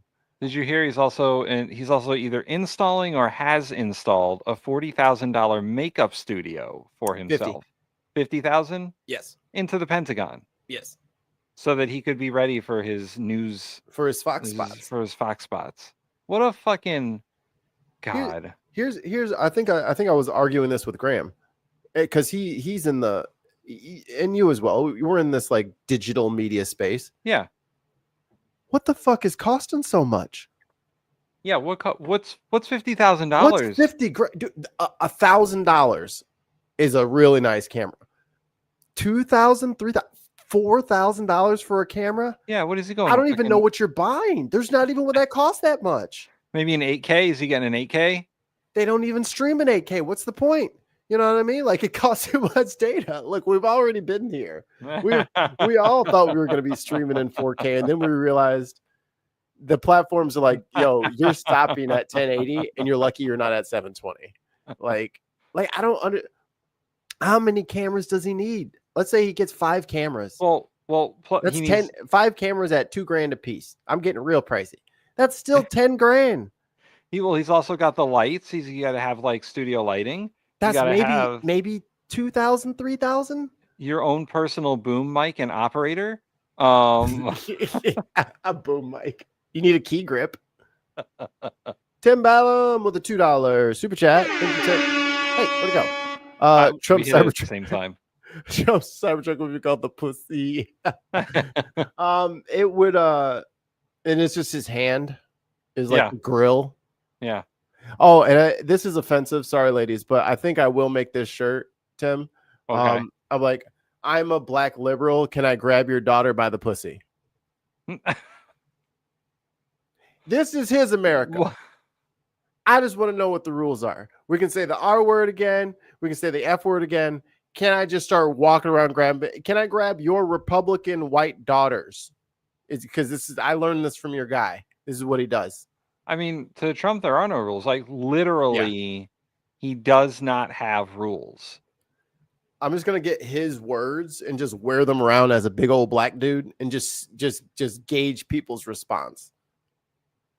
Because there's no way they would tolerate my ass walking into a middle school saying that shit. And if you've noticed, his no rules has trickled down to other people. Yep. Pete Hegseth literally leaked sensitive classified information. Battle Twice. information. Twice. And I mentioned in the Daily Show last night, Jon Stewart asked General Petraeus. No, it was the general who had to resign during Obama's term. Mad Mike. No, fuck. Anyway, 4-star general. He asked him what did what he did what Pete Hegseth did. Reset. Take 2. Reset. Did what Pete Hegseth did count as leaking classified information? And the 4-star general said yes, absolutely. He gave away classified information. And the fact that a journalist was in there is crazy. That journalist wasn't supposed to be in that chat. Who was supposed to be there? What other journalist accidentally gets in there and they haven't said a goddamn thing? You know what I mean? Like, I'm sure that he's got Tucker in one of them or some of these people. You know what I mean? So let's. I think for the rest of this administration, and you guys can do it at home as well, keep your eyes open for who gets news stories first and how things get reported. Because if a certain couple of people keep getting military secret information first, they keep having this. I think we know who's in the Signal chat. And the crazy part is, then they're always going to be like, "Oh, who's the leak? Who's the leak?" It's fucking Pete Hegseth. Yeah, dude. Well, that was the other guy that they made the UN ambassador. I forget his name already. Was it Mike Walls? Yeah. Like, he's the one who added the journalist. But why is he in your phone? Because you do this all the fucking time. Because you guys have a working relationship, especially when it comes to Israel and how they want announcements to be portrayed in the media. I get it. Like, that happens all the time. That's the swamp you said you were getting rid of. That's the collusion that you said you were getting rid of. We understand it exists. No one has ever publicly fucking put out the collusion as bad as these guys have. Yeah, and you know the general... Rudy butt dialed. Oh, dude, poor Rudy. we gotta find him, see what he's up to. I'm pretty sure he's up to painting his head. Oh, Stanley McChrystal was the general. Stanley McChrystal. McChrystal. Yep, that sounds familiar. He had an interview with Rolling Stone that he talked about some things that he shouldn't have talked about. None of it was classified information, but he said stuff that was sort of counter to what was going on at the time. And he resigned himself because he felt like he let down the administration. Obama didn't ask for his resignation. If a private had done what he did, not only would they be walked out, they would have been court-martialed. You're doing numbers, big numbers. Yeah. Putting out timings, what kind of missiles are being used, what kind of planes are being used, the drones coming in. Like, you can't say that shit. Right. You can't. You can't tell the public that if you know before it's about that. After it happens, even still, you got to wait a certain amount of time or it needs to be cleared. He's just telling. It's like I was kind of joking at first when I was like, oh, he probably just like wanted them to know his availability. So he was like letting them know when the strike was, because he's like, I'm not going to be available from like 11 to 1. And then I got this other thing at like 3:30. And that's when the big planes come. Like, I was joking. That might have been what it was at this point.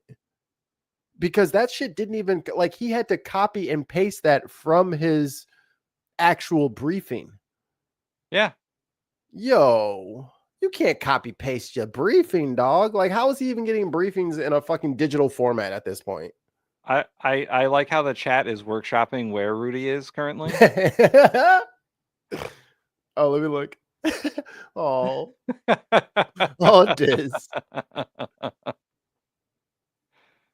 He will remove all serious sanction. Inhales on him. What?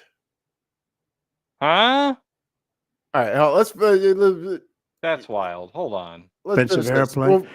God, we're over here mad about one thing. He literally did something else. Hold on. Let's get through. But I thought it was a great gesture. And I think it was a gesture because of the fact that we have helped and continue to, we will continue to, all of those countries, Saudi Arabia, the UAE, Qatar, and others. We keep them safe. It's in the chat, Mikey. Probably wouldn't exist right now. And I think this was just a gesture of good faith. And I don't get it. Someday it'll be like Ronald Reagan. They decommission them. You know, they get to a certain age, they decommission them. Jesus. It'll go to my library. They're talking about going to my library in years out. But I thought it was a great gesture. And it's something that was done by Ronald Reagan. They actually decommissioned the plane and he put it in his library. And it actually has made the library, I think, a Boeing 707. It's actually made the library more successful. So it was good. That's all he cares about. After you leave office? No, I don't. No, it would go directly to the library after I leave office. I wouldn't be using it. No. Mr. President, what do you say to people who view that luxury jet as a personal gift to you? Why not leave it behind? Your ABC fake news, right? Why not? Only ABC. Jesus Christ. He got so mad. He got so mad. Look at his face. This is what I'm talking about. I got my marker. He literally gets to pick who's in the press, and he's pissed when they ask him questions. Look at his face. Look at the little Gift to you. Why not leave it behind? Your ABC fake news. Right? Why not? Only ABC. Well, a few of you would. Let me tell you, you should be embarrassed asking that question. They're giving us a free jet. I could say, no, don't give us. I want to pay you $1 billion or 400 million or whatever it is. Or I could say, thank you very much. You know, there was an old golfer named Sam Snead. Did you ever hear him? Oh my God. 82 tournaments. He was a great golfer. Nobody cares. They had a motto: when they give you a putt, We do not care. you say thank you very much. You pick up your ball and you walk to the next hole. A lot of people are stupid.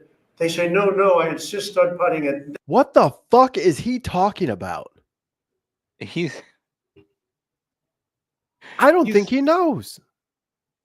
He's trying to say don't look a gift horse in the mouth, but he's using too many words. I don't think that's it, Tim. I think you're above, like you're up here with your rationalization. I don't think he got there. I don't think he's up there. This is it. I think this is just a dementia. Her named Sam Snead. Did you ever hear him? He won 82 tournaments. He was a great golfer. And he had a motto: when they give you a putt, you say thank you very much. You pick up your ball and you walk to the next hole. A lot of people are stupid. They say, no, I insist on putting it. Then they putt it and they miss it. And their partner gets angry at them. You know what? Remember that, Sam Snead. You know, that's what I'm saying. I think I get what you were saying. I don't think that those wires ever actually touched. Here's what he's saying, because I've played a round of golf or two. Oh, you're an expert now. Okay. I'm an expert now. He's saying that if your partner gives you a free putt because they don't want to watch you fucking hit the ball around forever, just take it and go on to the next hole. He's saying if someone gives you something, fucking take it and stop being an asshole about it. That's what he's saying. He's also saying, I'm not eating eggs. I'm not eating eggs. I'm not. Not eating eggs. I'm not. When they give you a putt, you pick it up and you walk to the next hole and you say, thank you very much. Respectfully, sir, as a businessman, some people may look at this and say, have you ever... Look at his little Karen face. Like, I'm just going to keep signing harder. Very much. Respectfully, sir, as a business... Get out of my room, please. him and his fucking presidential Sharpies. Oh, that face is so good. Thank you. Thank you for your donation. Now, so Mikey, that's a gift. Many people are saying, they're wondering, what do you do with all these screenshots that you take? Oh, nothing. Oh, nothing. Man, some people may look at this and say, have you ever been They turn into the thumbnail for tomorrow. given a gift worth millions of dollars and then not received It's anything? not a gift to me, it's a gift to the Department of Defense. And you should know better, because you've been embarrassed enough, and so has your network.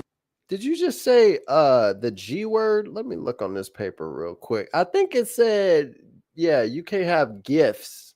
See, I was just saying jet, and if you just kept saying jet, then you could just do the same obfuscation that I was doing. But when you say gift, it does say gift on the paper. Yeah, you can't do any of that. Yeah, you did mess up. Your network is a disaster. ABC is a disaster. Here is the bill. Bobby, come on over here. Now you're talking.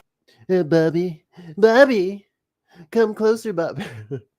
What a fucking the show that he fucking puts on. You know, he's out there signing like executive orders like every other day and having Yes. those like media briefings while people watch him sign paper. Yes. Like, what a fucking asshole. What a joke. Yeah, what a joke. At his tiny little table with his fucking Sharpies like a 10-year-old. He's very professional. How dare you? How dare you? NBC News is reporting Trump says that the U.S. will end sanctions on Syria as he works to deepen diplomatic ties with Saudi Arabia. Special. MJ is going to start doing coverage. I heard about that. Yeah, he's going to be doing NBA coverage. That is amazing. President Donald Trump announced that the U.S. will cease sanctions against war-torn Syria in order to give them a chance at greatness. Yeah, because Saudi Arabia told him to. Yes. Oh, what I do for the crown prince. On his knees. Yo, this dude is not strong at all. It's their time to shine, Trump added. Good luck, Syria. Show us something very special. Like they've done, frankly, in Saudi Arabia, okay? They're going to be showing us something special. Very good, people. So dumb. It's very funny that he goes and he visits Saudi Arabia and they're like, hey, cut that shit out on Syria. And he's like, okay, just whatever you guys want. Just kidding, sir. Can I have my plane now? It's like they dangled it in front of him. Like, hey, you going to be good? Yes. Give it to me. Give it to me. Give me. You're going to end those sanctions on Syria, right? I mean, Laura Loomer is sick of riding around in fucking crusty ass Air Force One. You got it? You got it? I got the last one. You get this one. All right. Tim Ballin, 5 British pounds. Thank you. Oh, thank you. Waiting for the first reporter to say, but I'm not a rapist. That's all that we need. Please. Yeah. Please. It's strange how the super, the people who like to call people snowflakes, but they're actually themselves huge snowflakes, like the religious right, like they're so sensitive. Oh my God. Starbucks put out a red fucking cup and they almost fucking had a conniption fit. It's like your holiday that you stole from the pagans is fine. Okay. It's not even your, like, Saturnalia is not even your bag. You don't need a Yule log with what you're talking about. Jesus was not born in the winter. Like, all of this shit is stupid. This is a big farce. Wait, Jesus wasn't born in the winter? No. It's born in the spring. Why? Like, his birthday was supposed to be like around Easter-ish time, not fucking. But they stole the 25th of December from the pagans. He was never born in the winter. Are you saying the Bible's made up? We do not care. Either way, I mean, myth this, myth that, whatever. But at least I know the myth well enough to understand that you can't get mad about this holiday that is clearly not representative of your religion. It's clearly not. It's just a fun thing that y'all like to do, which is fine. Have your things. It's really capitalism, the holiday. Like, yes. Corporate greed, the holiday. Not this year, guys. Not this year. Trump says, yeah, you don't have to worry about that this year. Don't buy so many things this year because they might be too expensive and they might not be on the shelves. Can you imagine if anyone on the left said that? Like, hey, this Christmas will be a very sparing Christmas. Can you imagine Barack Obama going on national television and saying, hey, there's not going to be that much stuff this year for Christmas. You ain't getting shit this year. Trade war is not going how we want it. Bill Clinton out there. And yeah, and like people are saying, and I've read this in our chat apparently, that everything's going to be all right, and that we don't understand the economics of trade policy, and that, you know, if we want free trade, we should allow this trade war to happen and these tariffs. If we want free trade, if you think tariffs are about free trade, there is something fundamentally wrong with your understanding of tariffs. That's a very nice way of saying you dumb as hell. You are dumb as hell. You are a sucker. You have been, and I feel like people make those arguments that, like you're saying, without any real investigation into the topic, aside from the social media posts from the person who is doing the lying. Right. Like they're getting all of their information from the liar, and then we have to debunk the liar when We had free trade. I mean, like, instead of debunking the liar, it's just like, hey, do you know what any of this means? And they say, why are you changing the subject? And it's like, oh, we are in a bad spot, huh? Like, Yeah. you don't even know how wrong you are because you have no idea what the topic is about. And I had to, like, I mean, both of us, I promise you, we are not experts in finance and the economy at all.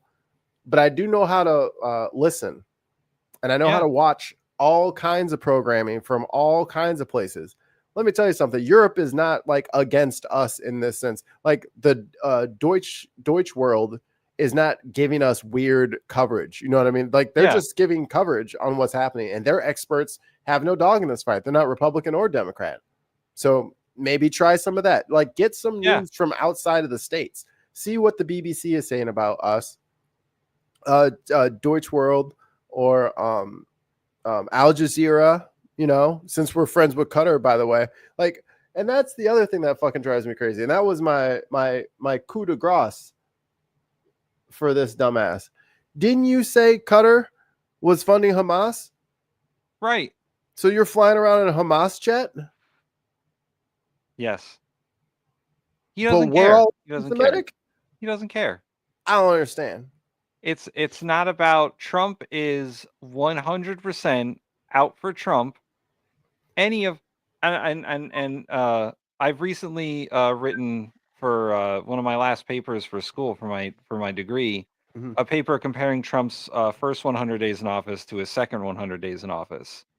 And one of the books I read was about sort of researching presidents and like how their leadership styles are and like grading them on a scale. And Trump, one of the first lines under the Trump section was that his policy is grievance politics. Yeah. That's all he cares about. If someone wrongs him, getting even, then he wants retaliation. That's all he cares about. The retribution tool. And he may have cared about Congress in the first term. He does not give two shits what Congress does this time. Which is why I don't understand why they're so fucking afraid of him. Right. He can't get reelected. You can ensure that he never gets reelected again. Like he should have the least amount of influence, but they are treating him like he has the most, like he has more influence than in 2016. He has less. Yeah. All of you Republicans are like, you know what? We're locking your ass up for all the shit that you did last time. We don't have to be afraid of you. How dare you threaten us? And a lot of the power to Matt Gaetz. And a lot of the power that he does have is fucking smoke and mirrors. Those executive orders that he's fucking writing out every day. Half of them aren't worth the fucking paper they're written on. Shit, like that one. I'm sure that's because he put out an executive order about lowering drug prices so that we're paying the same as the rest of the country. But there's nothing in that executive order that is a repercussion for companies that don't do it. He's just saying, hey guys, it would be nice if you lower drug prices. Right. Now I'm going to tell them in a very sternly Sharpie-laden email. He doesn't do angry emails. He just gets his Sharpie out and says, hey, you see this? Speaking of policies. Yeah, speaking of executive orders. What are we looking at here, Tim? I found this in the midst of the research for the paper that I just mentioned, and it is a progress tracker for Project 2025. What's that? So Project 2025 is, hold on, I actually have a thing for this. Where are you? Here you are. I'll never tell you. Project 2025 is a 900+ page policy paper, we'll call it, written by the Heritage Foundation. The actual full name of it is the Mandate for Leadership, the Conservative Promise, Project 2025 Presidential Transition Project. I forgot what it was. Here we go. Tim Ballum says he won't be reelected. He'll assume power. I mean, that's the next step, right? Yeah. That's when the wheels are off and it is fucking knuck if you buck time. So Project 2025 sort of lays out a policy, like a comprehensive policy plan for everything the next conservative president should do in his term. And it's everything from like immigration policy to trade policy, foreign policy, what kind of people should be he appointed into his cabinet positions, what should his various departments be doing, what are policies that like DEI, what should you do with that, and all these other things. And this tracker is tracking how many of those things Trump has accomplished. So we can see that in total there are tons. Now I gotta fucking pack all my shit. God damn. I just got settled. We can see that there are a total of 313 different policy things, and Trump has done about 101 of them. And the person who put this together gamified this and put it into like objectives and tasks and stuff like that. Like you can scroll through and figure out, oh, what has he done with civil rights and what has he done with, all this stuff. Like, let's see what's in progress. So, and he breaks down like what are the certain things. So one of the things here is promote fertility awareness-based methods as opposed to contraception for family planning. And that's something that the Trump administration is currently trying to do. And you have resource. Of course, Project 2025 is always going to be a resource. But yeah, if you want to go to like things he's already completed, I'm sure it's horrifying. Oh, look, the CDC. What was the objective completed there? End data collection on gender identity. Yeah, that won't help us in the future when it comes to diagnosing people. That won't help. Let's see. There you go. Reduce regulations on cryptos. I mean, it's pretty self-evident and shocking when you go through it piece by piece.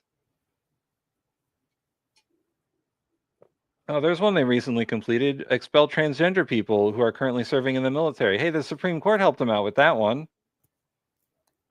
Hey, if I were them, leave. Yeah. You don't want to be there anyway. You know what I'm saying?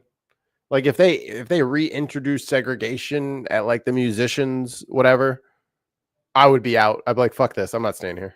Here we go. Even if I have a separate but equal, I'm out. Fuck that. The Department of Commerce, lessen regulations on protecting marine life. Because who needs marine life, right? I can't stand marine life. Am I right? Look. You better start fucking clapping. We are winning right now. Oh, wait, I think I have a clap button too.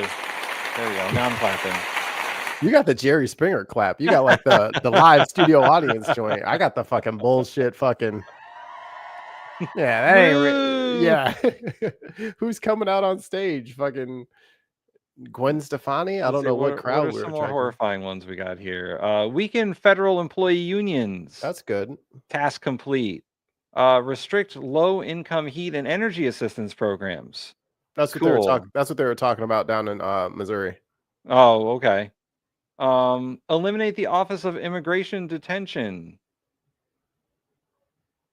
Eliminate the Office of Civil Rights and Civil Liberties. We don't need that. Complete. We don't need that. That's all. There are plenty of things have gotten wrong, but it doesn't make them fascist. Eliminate the Office of Citizenship and Immigration Services. Yup. See, and this is the like when I rant about like you don't have a team anymore, your whole speech that you've been given is that these people are illegal. They're not supposed to be here. They're breaking the law. They're criminals. They're doing the legal process. He's actively making it so that the process that they have been told to complete does nothing. He's nullifying all of the ways that we could have just had documented immigrants or citizens who immigrated here, like everybody else fucking did at Ellis Island. Instead of allowing them to do that, he's turning it off. They're trying to be legal. He's blocking it every step of the way. Republicans have been blocking these people from trying to get their citizenship this entire time. We have 3.6 million cases behind schedule. We have 700 immigration judges.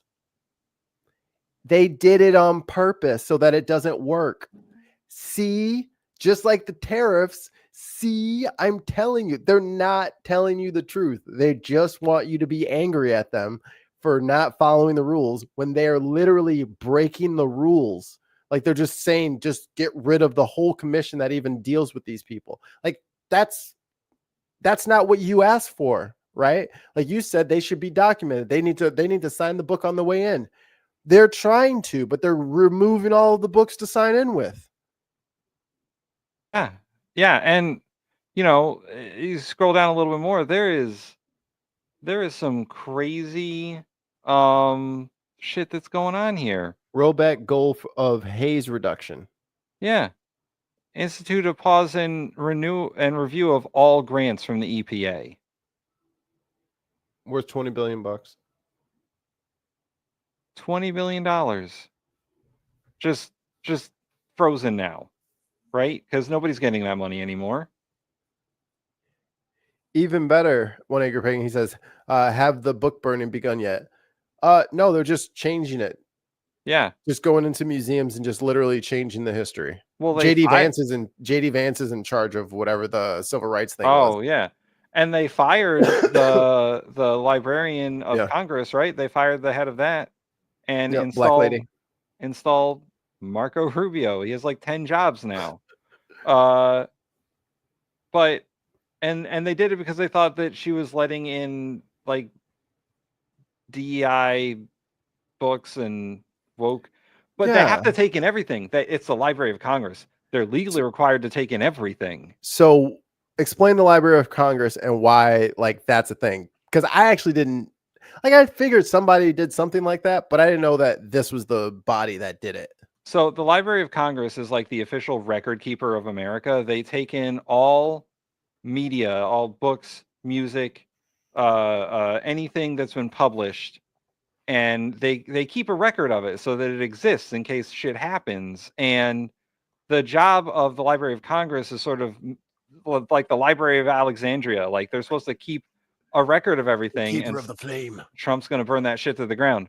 But that's their job. Is like I wrote a book about campaign finance reform some years back, and like there are like 3 copies of it in the world. I have one, my school has one, and the Library of Congress has one. But it's like it's a book like there's like 100 pages on Connecticut's campaign finance program, but now there's a record of it that it exists in the Library of Congress forever. Well, not anymore. And yeah, right. And anyone's supposed to be able to access this stuff. Like anyone's supposed to be allowed to go in there and look at whatever they want in the Library of Congress. Like not that everything's like a physical copy, but you can go to the website and look up anything.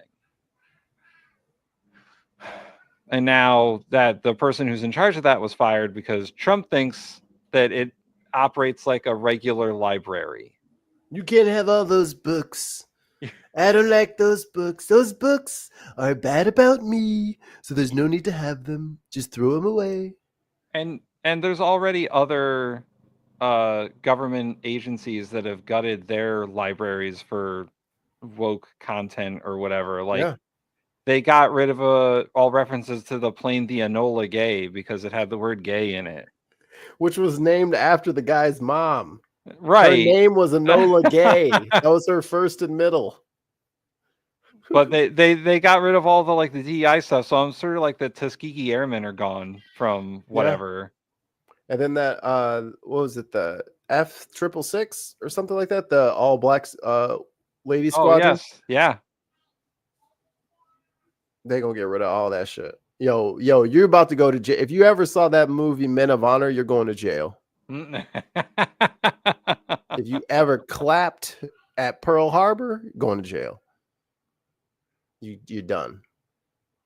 But so this tracker is just like all the things that are in the service of fucking Project 2025, which the Democrats did not read. And then they yelled at all of us progressives who were doing episodes on it. Yeah. Like that is not gonna happen. Okay, that is not gonna happen. And it came out dumbass motherfuckers. It came out in 2023. I'm pretty sure like that as far as I know, we're one of the first people to cover it. Yeah. Because we cover it and then like all the other progressive progressive streamers covered it like months later. Yep.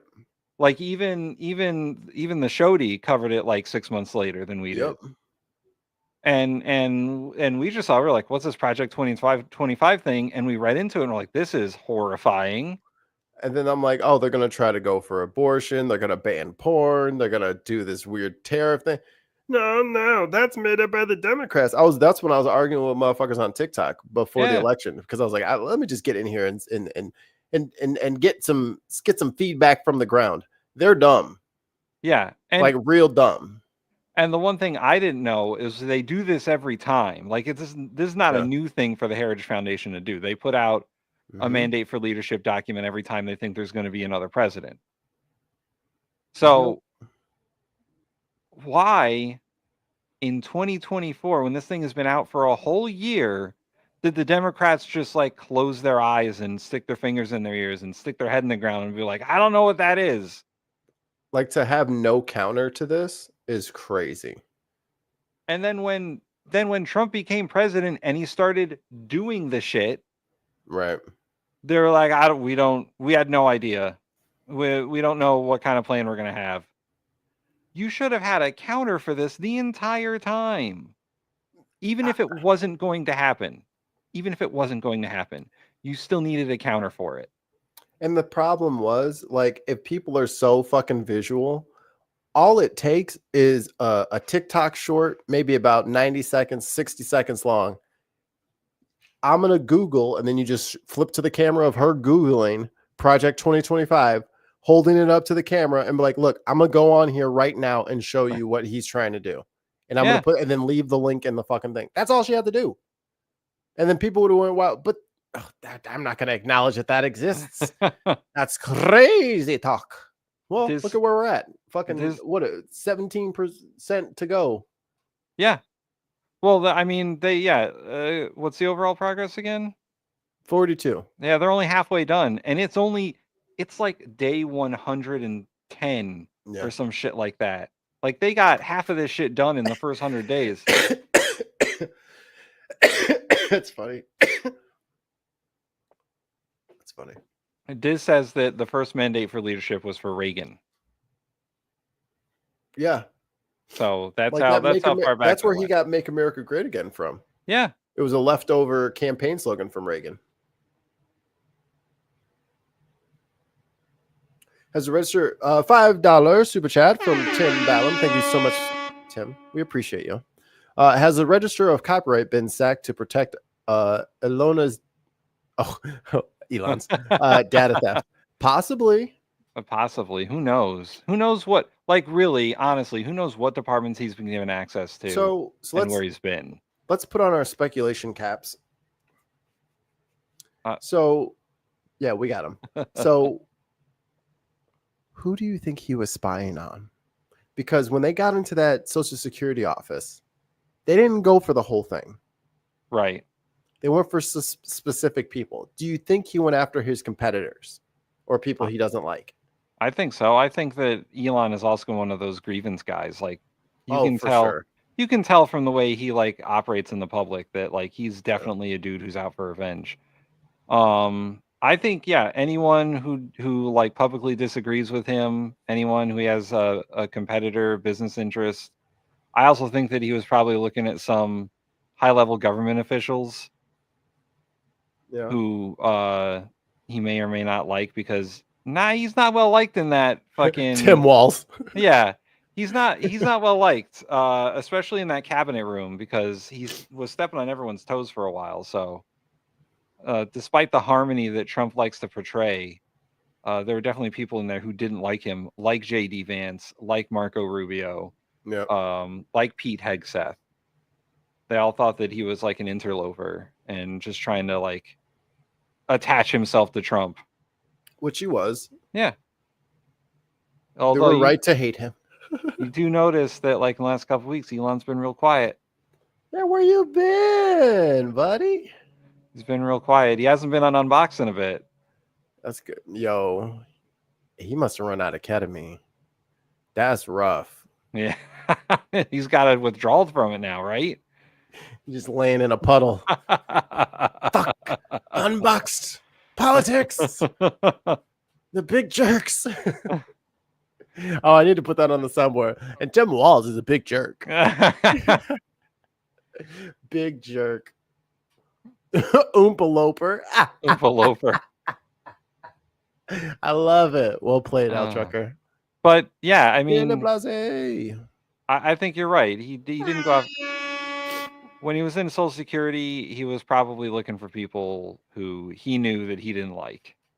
Like, I'm thinking it was Bezos. Could have been. Because I think he wants like the rest of America. You know what I mean? I don't think he would try for like I get like, well, I got Jasmine Crockett's fucking address. Ha ha. Like that would be one thing. I don't like Elon Musk. I'm gonna say it 50,000 times. But I think he's after or Zuckerberg. He's after the Zuck. That's who it is. It's Zuckerberg. Well, because how dare you run a social media website better than me? People still like him. What the fuck? Zuckerberg is creeping up on him for wealthiest person. Oh, it's definitely him. And he's gonna, and you know Zuckerberg's gonna buy I'm calling my shot. Homeboy Zuckerberg is going to buy TikTok. Mark my words. You think so? Mark my words. He might. Before the year is out, Zuck's gonna own it. Trump wanted Elon to buy it. He ain't got no money now because all the shit he did with being a Nazi and shit. I love Tesla. Tesla's down 50-something%. Yeah, that's true. He ain't got no cash no more. My favorite thing is like when the news reported that Tesla, their board was looking for a new CEO, and Elon was like, "That's not happening. They're not going to do that." Like, come on, bro. Hey, bro, you're not even here. Somebody says Zuck. Oh, he would name it that. Yeah. Come on, guys. Everyone loves Zuck. Hang out with all your friends. It's Zuck. It's the everything app. The everything app. Oh, that'll be it. Zuckerberg will get to the everything app before Elon does. He'll piss him off. What if Zuckerberg buys Twitter? Or doesn't buy Twitter, but gets on the board? There you go. Like the board puts him in because they need somebody competent. He might start working out. He might do something crazy. Like, I'm gonna fight him for real now. I'm gonna do Brazilian jiu-jitsu too. I'm gonna fight him. I think put us in the ring. I think history might have been different if that fight happened. Oh my God, our life would be so much better. You know what? Here's the lesson to be learned from that. We need to promote violence more amongst the billionaire class. Yeah. They need to start physically accosting each other, and it will humanize them, hopefully. And also, they will hurt each other, which is good for us. I think maybe we need sort of like a reverse Hunger Games. Okay. Where, we get like 12 of them together and they got to duke it out.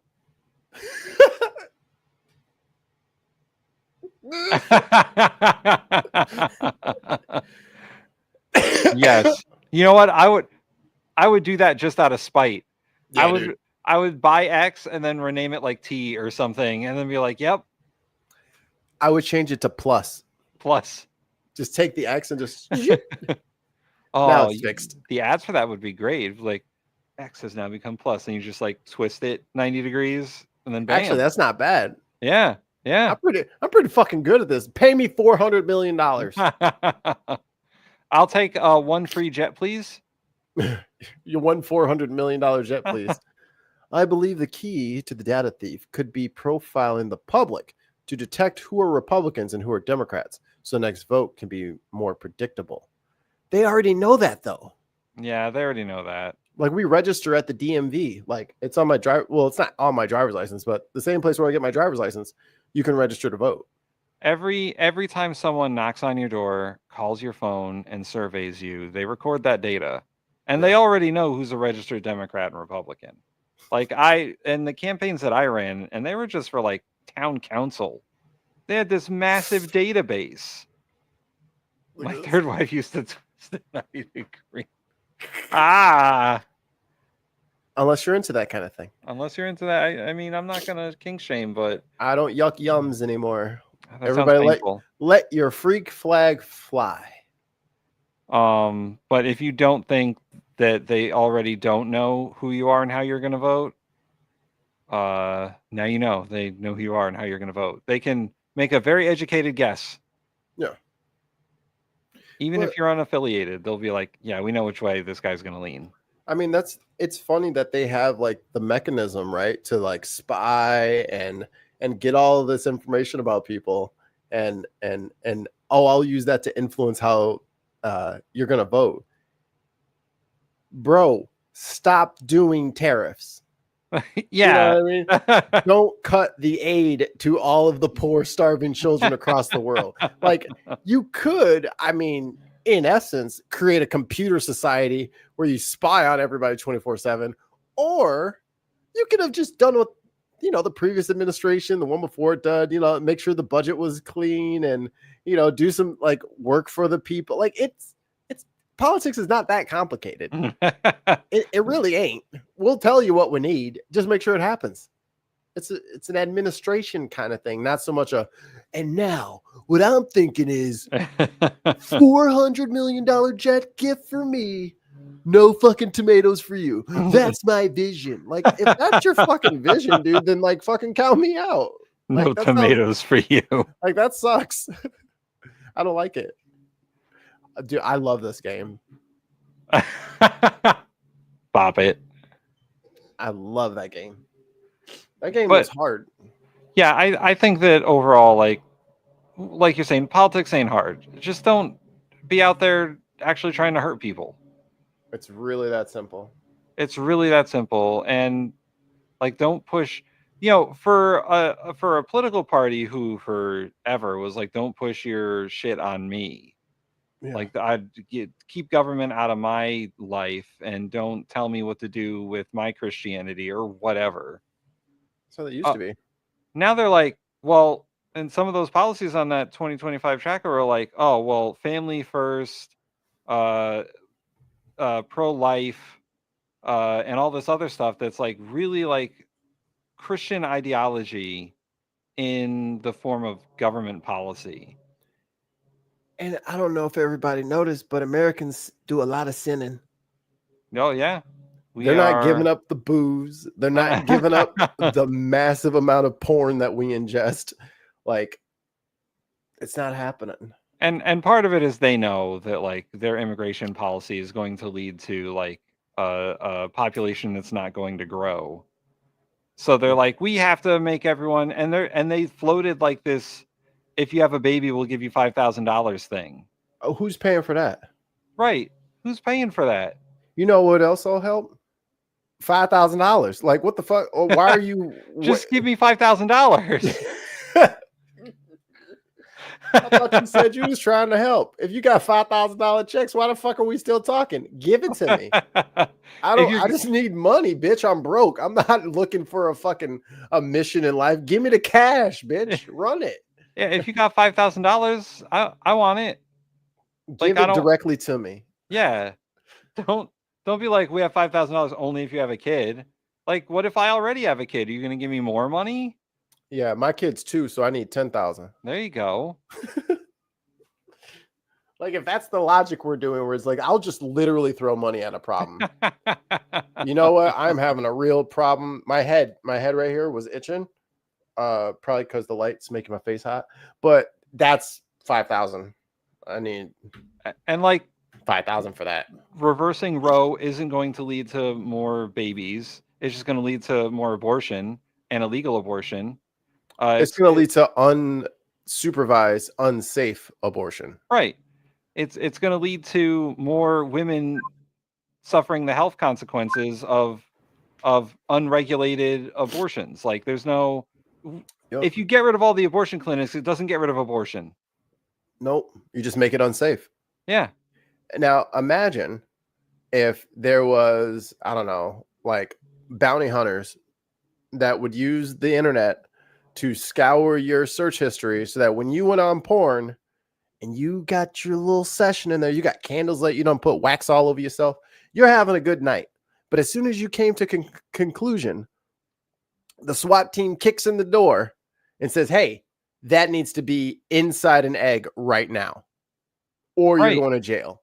Because I don't understand. Like, what's the difference?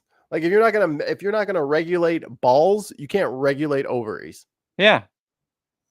That's just where it is. I mean, I'm married with a kid.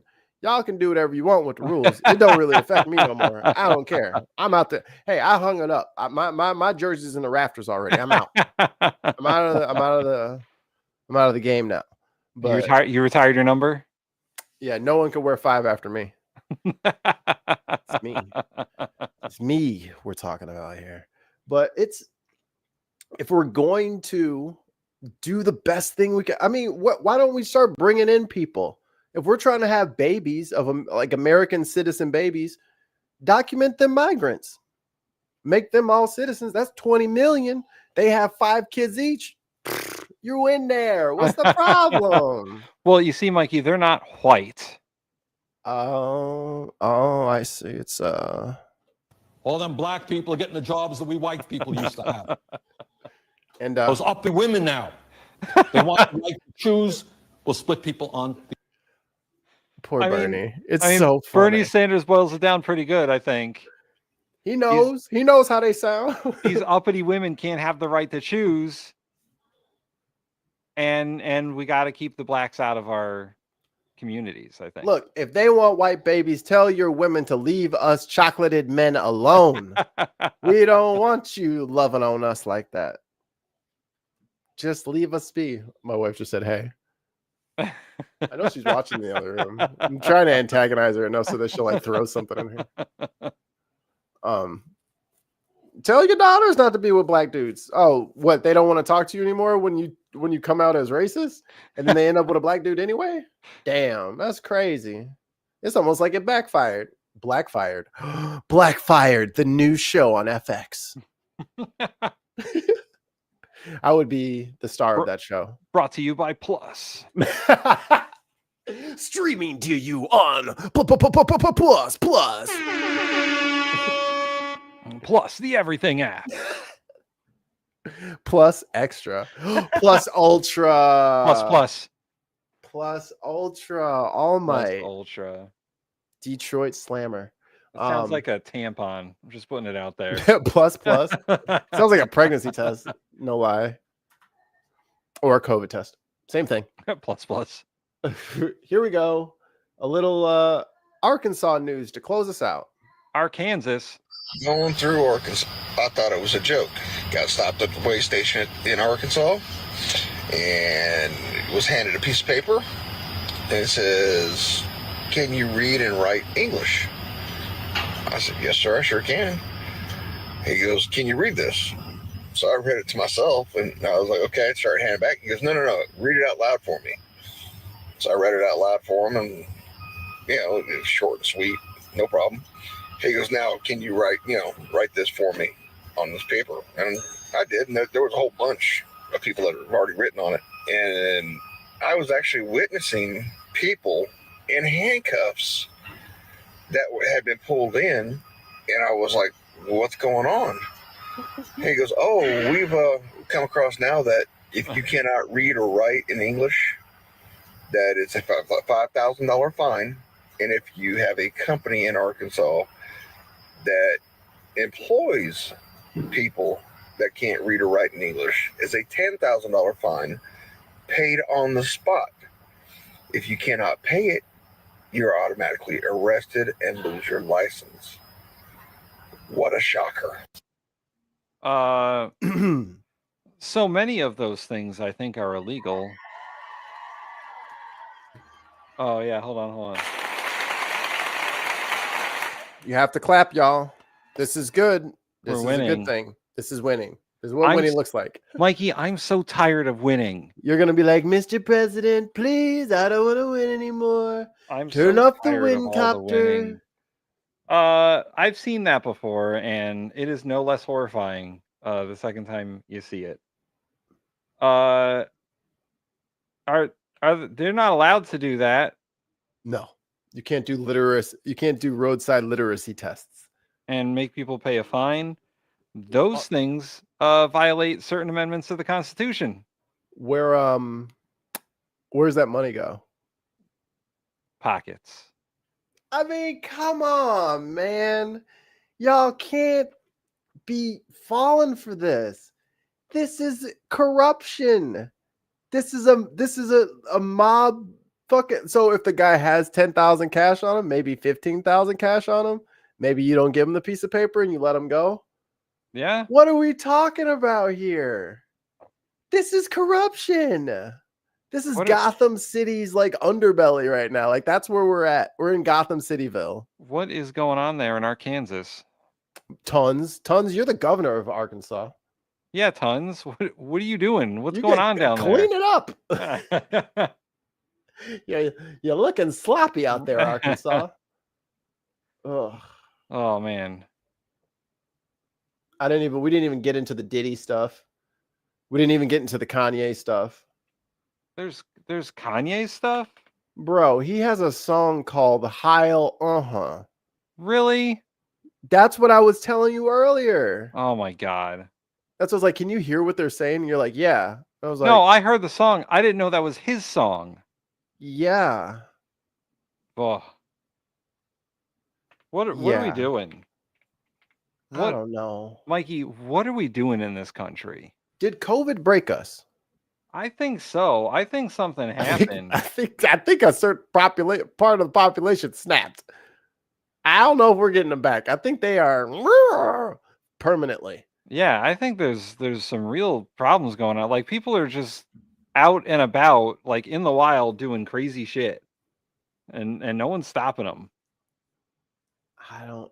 But the thing is, people are like, they will not be crazy. They will look at crazy behavior, and then they will gaslight you about thinking it's crazy. Yeah. Like they want me to sane wash everything that's happening right now. Like I should just, this is fine. No, it's not. Do you remember like 5 years ago when this shit was not okay? Like, do I have a super memories like or something? Like how? I don't know. I don't know if it's me or everyone else, but something changed. Right. And it hurts. It hurts me. I don't understand how it got so bad so fast. I don't know, man. A lot of people drank the Kool-Aid. A lot of people drank the Kool-Aid, and now they're just in it. They want to watch the world burn. Sometimes that's what I think. I think that Trump just wants to watch the world burn. Like he's the one who caused it.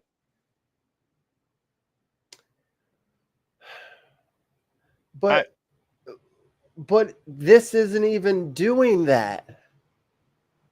Like it's I feel like it's definitely 50% malice. Like just spite. Yeah. Oh yeah, for sure. Yeah. And then the other 50% is just dumb. Just dumb as shit. Just like, no, and the other countries are gonna be paying the tariffs. And then they were all fucking like an army of dumb saying China's gonna pay the tariffs. I'm talking about for 6 months, they looked us square in the fucking our human eyeballs and told us the other countries are gonna pay. Yeah. We don't pay. What? What are you talking about? That's not ever how tariffs have worked. One time. Not even one time have they worked that way. Yeah, and I think what you said is pretty correct. It's half revenge and half just super dumb. Like if you look like Hegseth. Hegseth is like the dumb part. Right. And Elon. And Elon is part of the vengeance part though. Yeah, he's the buffer between the two columns. He sits in the middle. But if you think about like say China specifically on trade. Okay. Trump started the trade war. He said we're going to put again a 25% tariff on China. The same time he did it to Mexico and Canada. Right. And then China was like, okay, we'll do it back. Right. And then Trump was like, oh, I'm sorry, it's a 50% tariff now. Right. And China's like, okay, we'll do it back. And then Trump was like 80% on top of that. And China's like, okay, we're not responding to you anymore, but we're going to do that too. And then China said nothing. They said nothing for weeks. They said cool. Yeah, they're like, we're just not going to send ships over there. And then when Trump started getting reports that the fucking harbors are empty on the West Coast, I saw a report the other day that was like they were out in the waters in one of the harbors, and the guy was like, yeah, there's 3 ships here. Normally there's 80. Let's see if I can find any footage. And then Trump was like, you know, we're gonna make a deal with China. Don't worry, it's gonna happen. It's gonna happen. And China's like, no, it's not. Like China was like, literally, we haven't talked to him. We keep picking up the phone and then hanging it up when he calls. We leave him on ringer. And then all of a sudden, Trump was like, oh, great news. You know, we got this deal with China. The deal was they would stop the trade war. China gave nothing. Right. He didn't get anything from China except for the tariffs would be reduced. I think China's still going to tariff us at like 10%, and we're going to tariff them at 30% for the next 90 days or whatever. It's still 30% more for Chinese goods. It still hurts us. And then when you try to argue that why the MAGA people like the tariffs, and it's like, because it's been unfair for too long. And I'm like, so you're upset that it was cheap for you. So now to get revenge, you're going to pay extra to the government for no fucking reason? Right. You're just giving it to Trump because that will make China pay. Yeah, I'm sorry. Did you not like inexpensive goods? Did you not enjoy all that cheap Trump merchandise that you bought? I mean, they could have just bought the American shit the whole time. Keep buying American then if you wanted to buy American. Keep buying it. Yeah. Those companies should be fine. And they're like, oh, you know, American cars should be made in America. Well, they are, but the parts come from other places because that's how multinational corporations work. So some of the parts are made in Canada, some of them are made in Mexico, and then they're assembled in America. But if you put 25% tariffs on all that shit, your car is going to cost a lot more. Yes. Because those percentages are going to add up, and those are going to turn into real thousands of dollars. Yeah. Like, it's not going to be like, oh, there's a 5% increase or whatever. Yeah, that's what, I mean, it still has to make it to the dealer. And then the dealers got to make that money on you. So if you think he's just going to like ride it right close to the skin, you're crazy. Yeah. Like, I can't believe China's blocked all of this model's parts. So that's why this one's so expensive. Like, that's what they're going to say. They're going to hustle. They're going to abuse the shit out of this. And my favorite line is when the Republicans will be like, well, the companies will take some of the burden of the tariffs. Like, they'll pay the tariffs and then they won't pass those savings on us necessarily. And that's not true. Do you remember all the tax cuts we gave those companies and then they didn't hire any more people? They fired people. Yeah. What was it, Comcast or something like that? They got like $40 or $60 million and they cut like 10,000 people like the very next weekend. on a Zoom call, no less. If you love the concept of capitalism so much and you want to give them all this economic freedom, then don't expect companies to share the burden of tariffs. The fucking CEO of Home Depot is like, oh yeah, that's all going to the consumer. We're not paying, we're going to pay the tariffs, but then that's going to reflect our prices. Like that's exactly what's going to happen. It's going to, and there's going to be price gouging. 100. Well, no, it's not, Tim. We got rid of the people who call it price gouging and who determine that. So I'm sorry. Those are just going to be higher prices than you should pay, even with the tariffs. But it's not price gouging. You're right. The consumer, they're trying to cut Medicaid. Right, like right now, and Social Security. Like, right now, they're trying to do that while he's playing all over in the Middle East. And all that, trying to cut Medicaid and Medicare. Right now, with this bullshit budget. Yeah. So, once again, all this winning, I'm so tired of it. Clap, damn it. I don't like it. I don't like it. It's also pretty astounding that we're seeing the effects of it so immediately, like that, like the farmers in Florida. Like that is sort of a perfect storm of bad policy just happening right in front of your eyes. This is exactly what happened the first time. Like he did that big thing about the washing machines. And to counter the washing machines, they said, all right, fine. We don't need your Midwest soybeans. Right. So then we had to buy all those farmers' crops because they didn't have anywhere to sell them now. Because China's like, well, fine, fuck it. We'll get them from Brazil. Right. Like, stop doing this shit. Every time you touch it, it breaks. Don't touch it. Put your hands in your pockets and follow behind me. God damn. Can't take you nowhere. You just break everything. Stop touching shit. Damn it. I feel great. Yeah. Well, we should let Mikey get some rest, maybe some tea with some honey in it, so he can soothe his throat. I was gonna record vocals for my album this week. That's not happening. Yeah, that's not. Oh. I shouldn't have yelled like that. Made a phlegm bubble. Our homie, the young goat, the young prince, was detained by ICE. Oh yeah, that's right. We gotta talk about that before we go. I mean, we don't have to pull up the thing and all that stuff. Yeah. Well, maybe I will, because maybe the picture will help people who don't know him name. What does the next? So MH Care said, "What does the next 100 days look like?" Your guess is as good as mine, but it's not going to be good. Is there anything left? Yeah, I mean, they still got half of that Project 2025 to do. So, instantly the okay, here we go. The young prince, Customs and Border Patrol agent goes, "Step aside, sir." I was like, "Here we go." All right, I'm waiting in the corner. This Latina ICE agent comes up, picks me up, takes me to this detention center. I sit down, fluorescent light bulbs, the whole nine. Okay.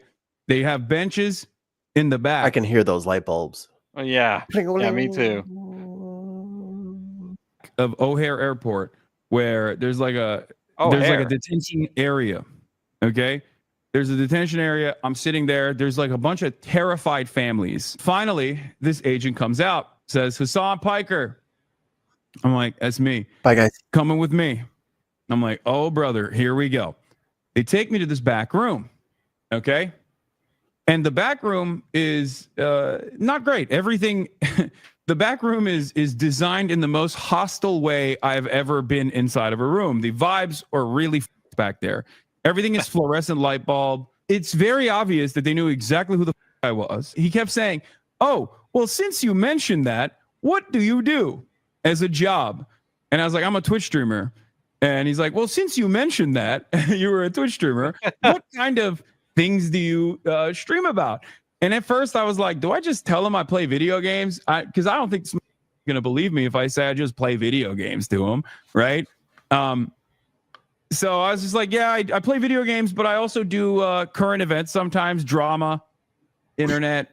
And he's like, oh, do you talk about, since you mentioned that, you talk about the things that you talk about, do you talk about the news? And I was like, yeah, I talk about the news. And he kept saying, okay, so when you talk about the news, do you talk about the war? And I was like, what do you mean by that? He's like, do you talk about Trump? And that was the first time where I was like, what the is this question? Like, I literally straight up told him, I was like, why are you asking me this? Like, I was like, what does this have to do with anything? I saw no reason to hold back on certain things. So I said, I don't like Trump. I was like, what are you going to do? It's protected by the First Amendment. I don't like Trump. Yes. Right? Like, I was like, I'm not fond of him. I don't like him. He said he was going to end the wars. He hasn't ended the wars. What's up with that? You know? And the guy actually was very sympathetic. The agent was very sympathetic. And I don't know if it was like a JCS style interrogation technique to come across as sympathetic to like invoke some kind of positive feelings out of me in an effort to like get me to reveal something maybe that'll trip me up, or because he just genuinely was sympathetic and he had the vibes of someone who was like, I don't know why I'm doing this instantly. So he was released. I think it took a few hours or whatever, but he was out in France for Mother's Day, decided to come back early so he could get back to doing his shit and let them just like hang out there. And then they, sir, we're gonna have you step aside to a separate line. It's cool. So I guess don't get flagged, I guess. Yeah, don't. I have made many mistakes while going through airports. I have had to be patted down and swabbed because I had money in my pocket, and they're like, you got to take your money out of your pocket because, you know, that's sometimes drug dealers conceal drugs and money or whatever. So they had to like swab me down with like this colored swab. That's the gunshot residue. They're trying to see if you're a killer. And the money too. They swab down the money and they're like, okay, you're fine. Blood money, son. Well, like, you know, I've Black light. Come here, sir. That can show me your hands. That body scan thing has like detected metal on me, and I forgot to take my belt off. No, you got to take your belt off. And then I had to be patted down again. Just trying to see Tim over here trying to get tased for fun. But never have I ever been put into a separate line. And people are like, "Oh, you gotta go," because I got like, all right, so I got like that TSA global entry pass where they've already done a background check on me to make sure I'm not a terrorist. Yeah. So like when I do that, I get to like go through, I don't have to go through customs, and I can just like go through the line. But like because of that, I also have a guarantee that like, hey, your government says I'm not a terrorist. Correct. The TSA and the FBI have already done a background check on me. I've been fingerprinted, the whole 9 yards. Now I know that's not something everyone can afford or everyone wants to do. But if you're traveling internationally, it might be a good idea. Totally worth it. And don't do any of that corporate nonsense either. There's those fast lane things that like corporations are now like getting into that where they do like a pre-check, but it's not like the actual TSA pre-check. So you might have to go through the whole thing anyway, but that they'll keep that subscription fee though. Yeah. Yeah. They're not going to refund you if it doesn't work. But yeah, no, being detained at an airport is not cool or fun. And this is for doing pro-Palestinian content. Right. Anti-Trump content. Right, which is stuff that me and Mikey do. So if we ever get Hassan Piker famous... Right, like we got to ride that. We don't want to get too high on the wave, but we don't want to sink. So we'll stay in the middling areas. But I don't know if this like Gestapo like scare tactic is gonna last too long, because I think if they because I think honestly going after Hassan was probably a bad idea. Oh yeah, because now guaranteed 30 million young people just heard about this today, and they're going to look at your entire government a certain type of way, and they're going to tell their parents, and then their parents are going to look at the video. I'm like, oh well, what did he do? Well, he's a kid, he can say whatever he wants. Well, that's bullshit. You know what I mean? Like this has a way of kind of poisoning the well for them in a way that I don't think that they anticipated. Yeah, like you might have, you increased his heart rate for a couple hours, but you might have lost a lot of public support for your get them all out of here campaign if people can't even fucking travel now. And they got to be detained because they said things that you don't like.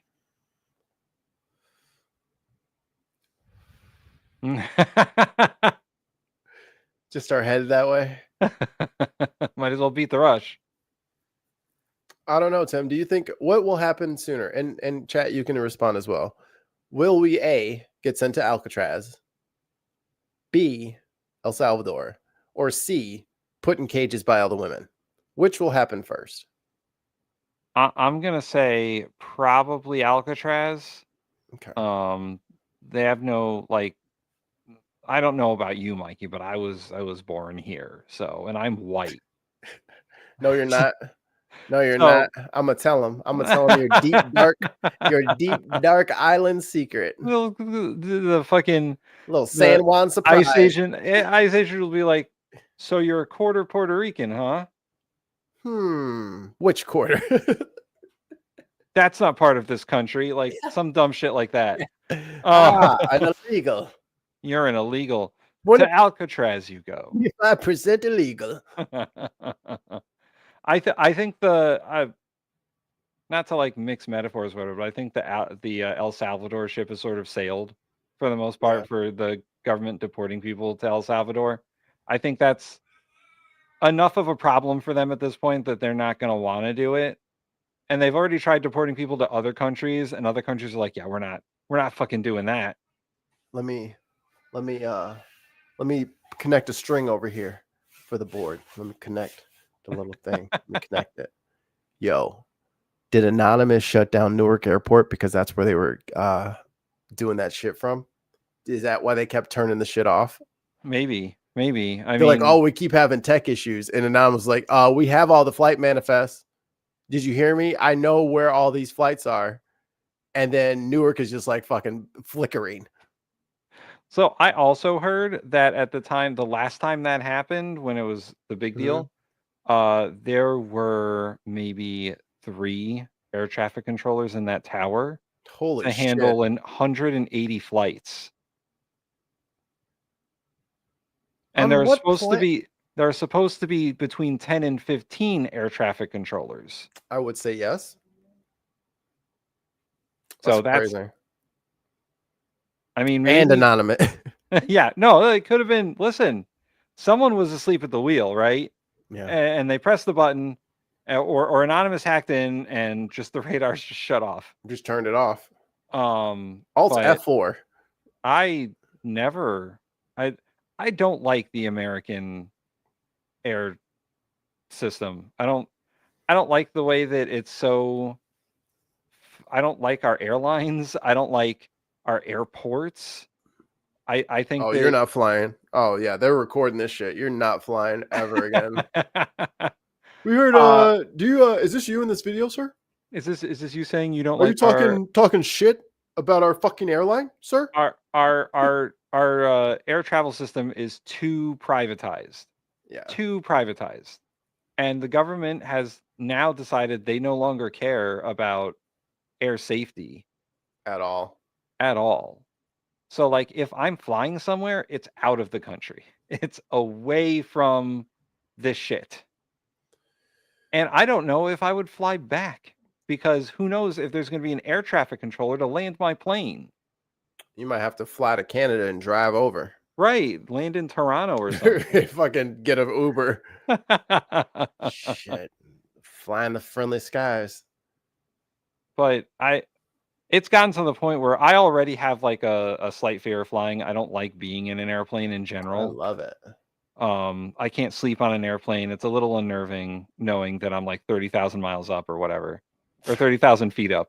You're going like 600 miles an hour. That too. Like, it's not fine. It's not comforting. It's not comforting. I know that airplanes are generally safe.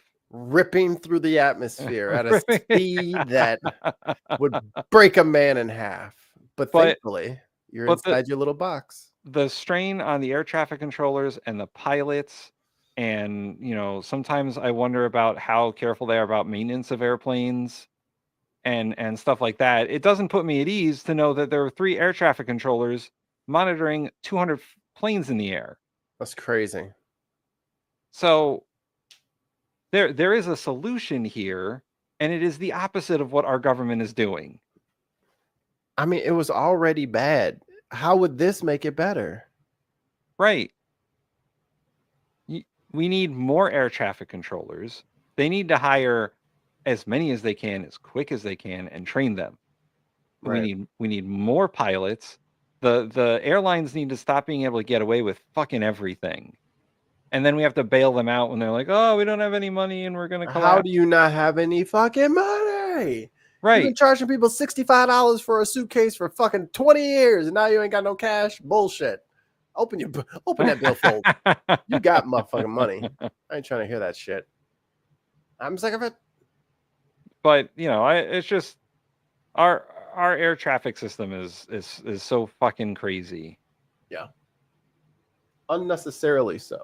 Unnecessary. It's unnecessary. Does it need to be upgraded? Sure. Absolutely. Do that shit. Do that shit every year. We should have state-of-the-art everything. I agree 100%.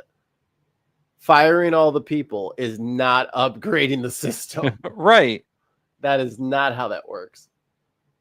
And now, the Secretary of Transportation, the guy from Real World, is like, oh yeah, we're going to implement a new air traffic control system. It'll be great and blah, blah, blah. Okay, but when and how are you going to make it better? I have concepts of a plan. Yeah, it's concepts of a plan. Because, it's not even the big planes. Like, those little Cessnas, those little prop planes are falling out of the sky left and right. Oh, my God. Dude, somebody was fucking on a, what is that thing called? A paraglider? Yeah. Where it's just like a fan behind you and you're and you got your parachute. Oh, yeah. Man, I'm like, oh, my God, a plane is about to run into the house. Fuck. Oh, look at him. Okay. Oh, it's just the guy. But because, it just sounds like fucking Red Baron shit. I'm like, what the fuck? There's some biplanes out here about to have a dogfight. I'm trying to figure out the redirect real quick. Oh, how to send everyone to Graham? Yeah. Yeah, that's what I was doing. Yeah, we're going to send everyone to Graham. Where did, okay. Tim Ballum, thank you again. You've been very, very generous tonight. We appreciate you over here. I don't know where the button is. Oh, here. Edit. Edit. Fettuccine, linguine, martini, bikini.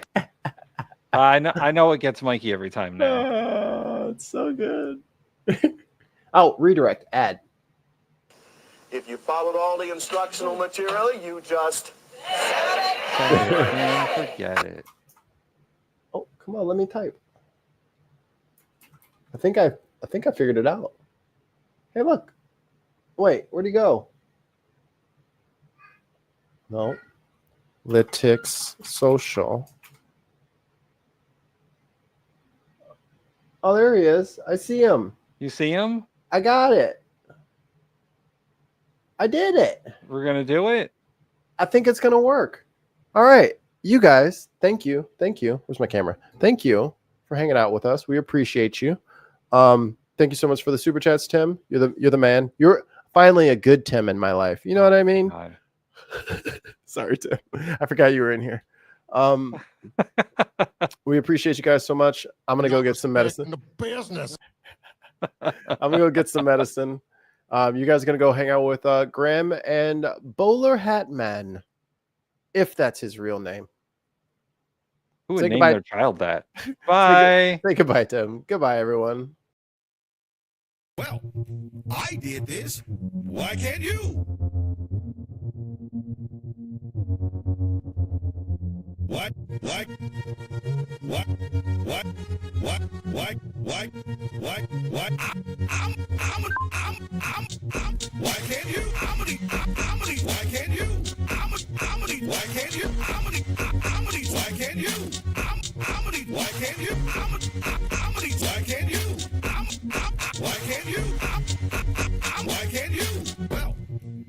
did this. Why can't you? Have you ever been wrong? I was like, no. Drug.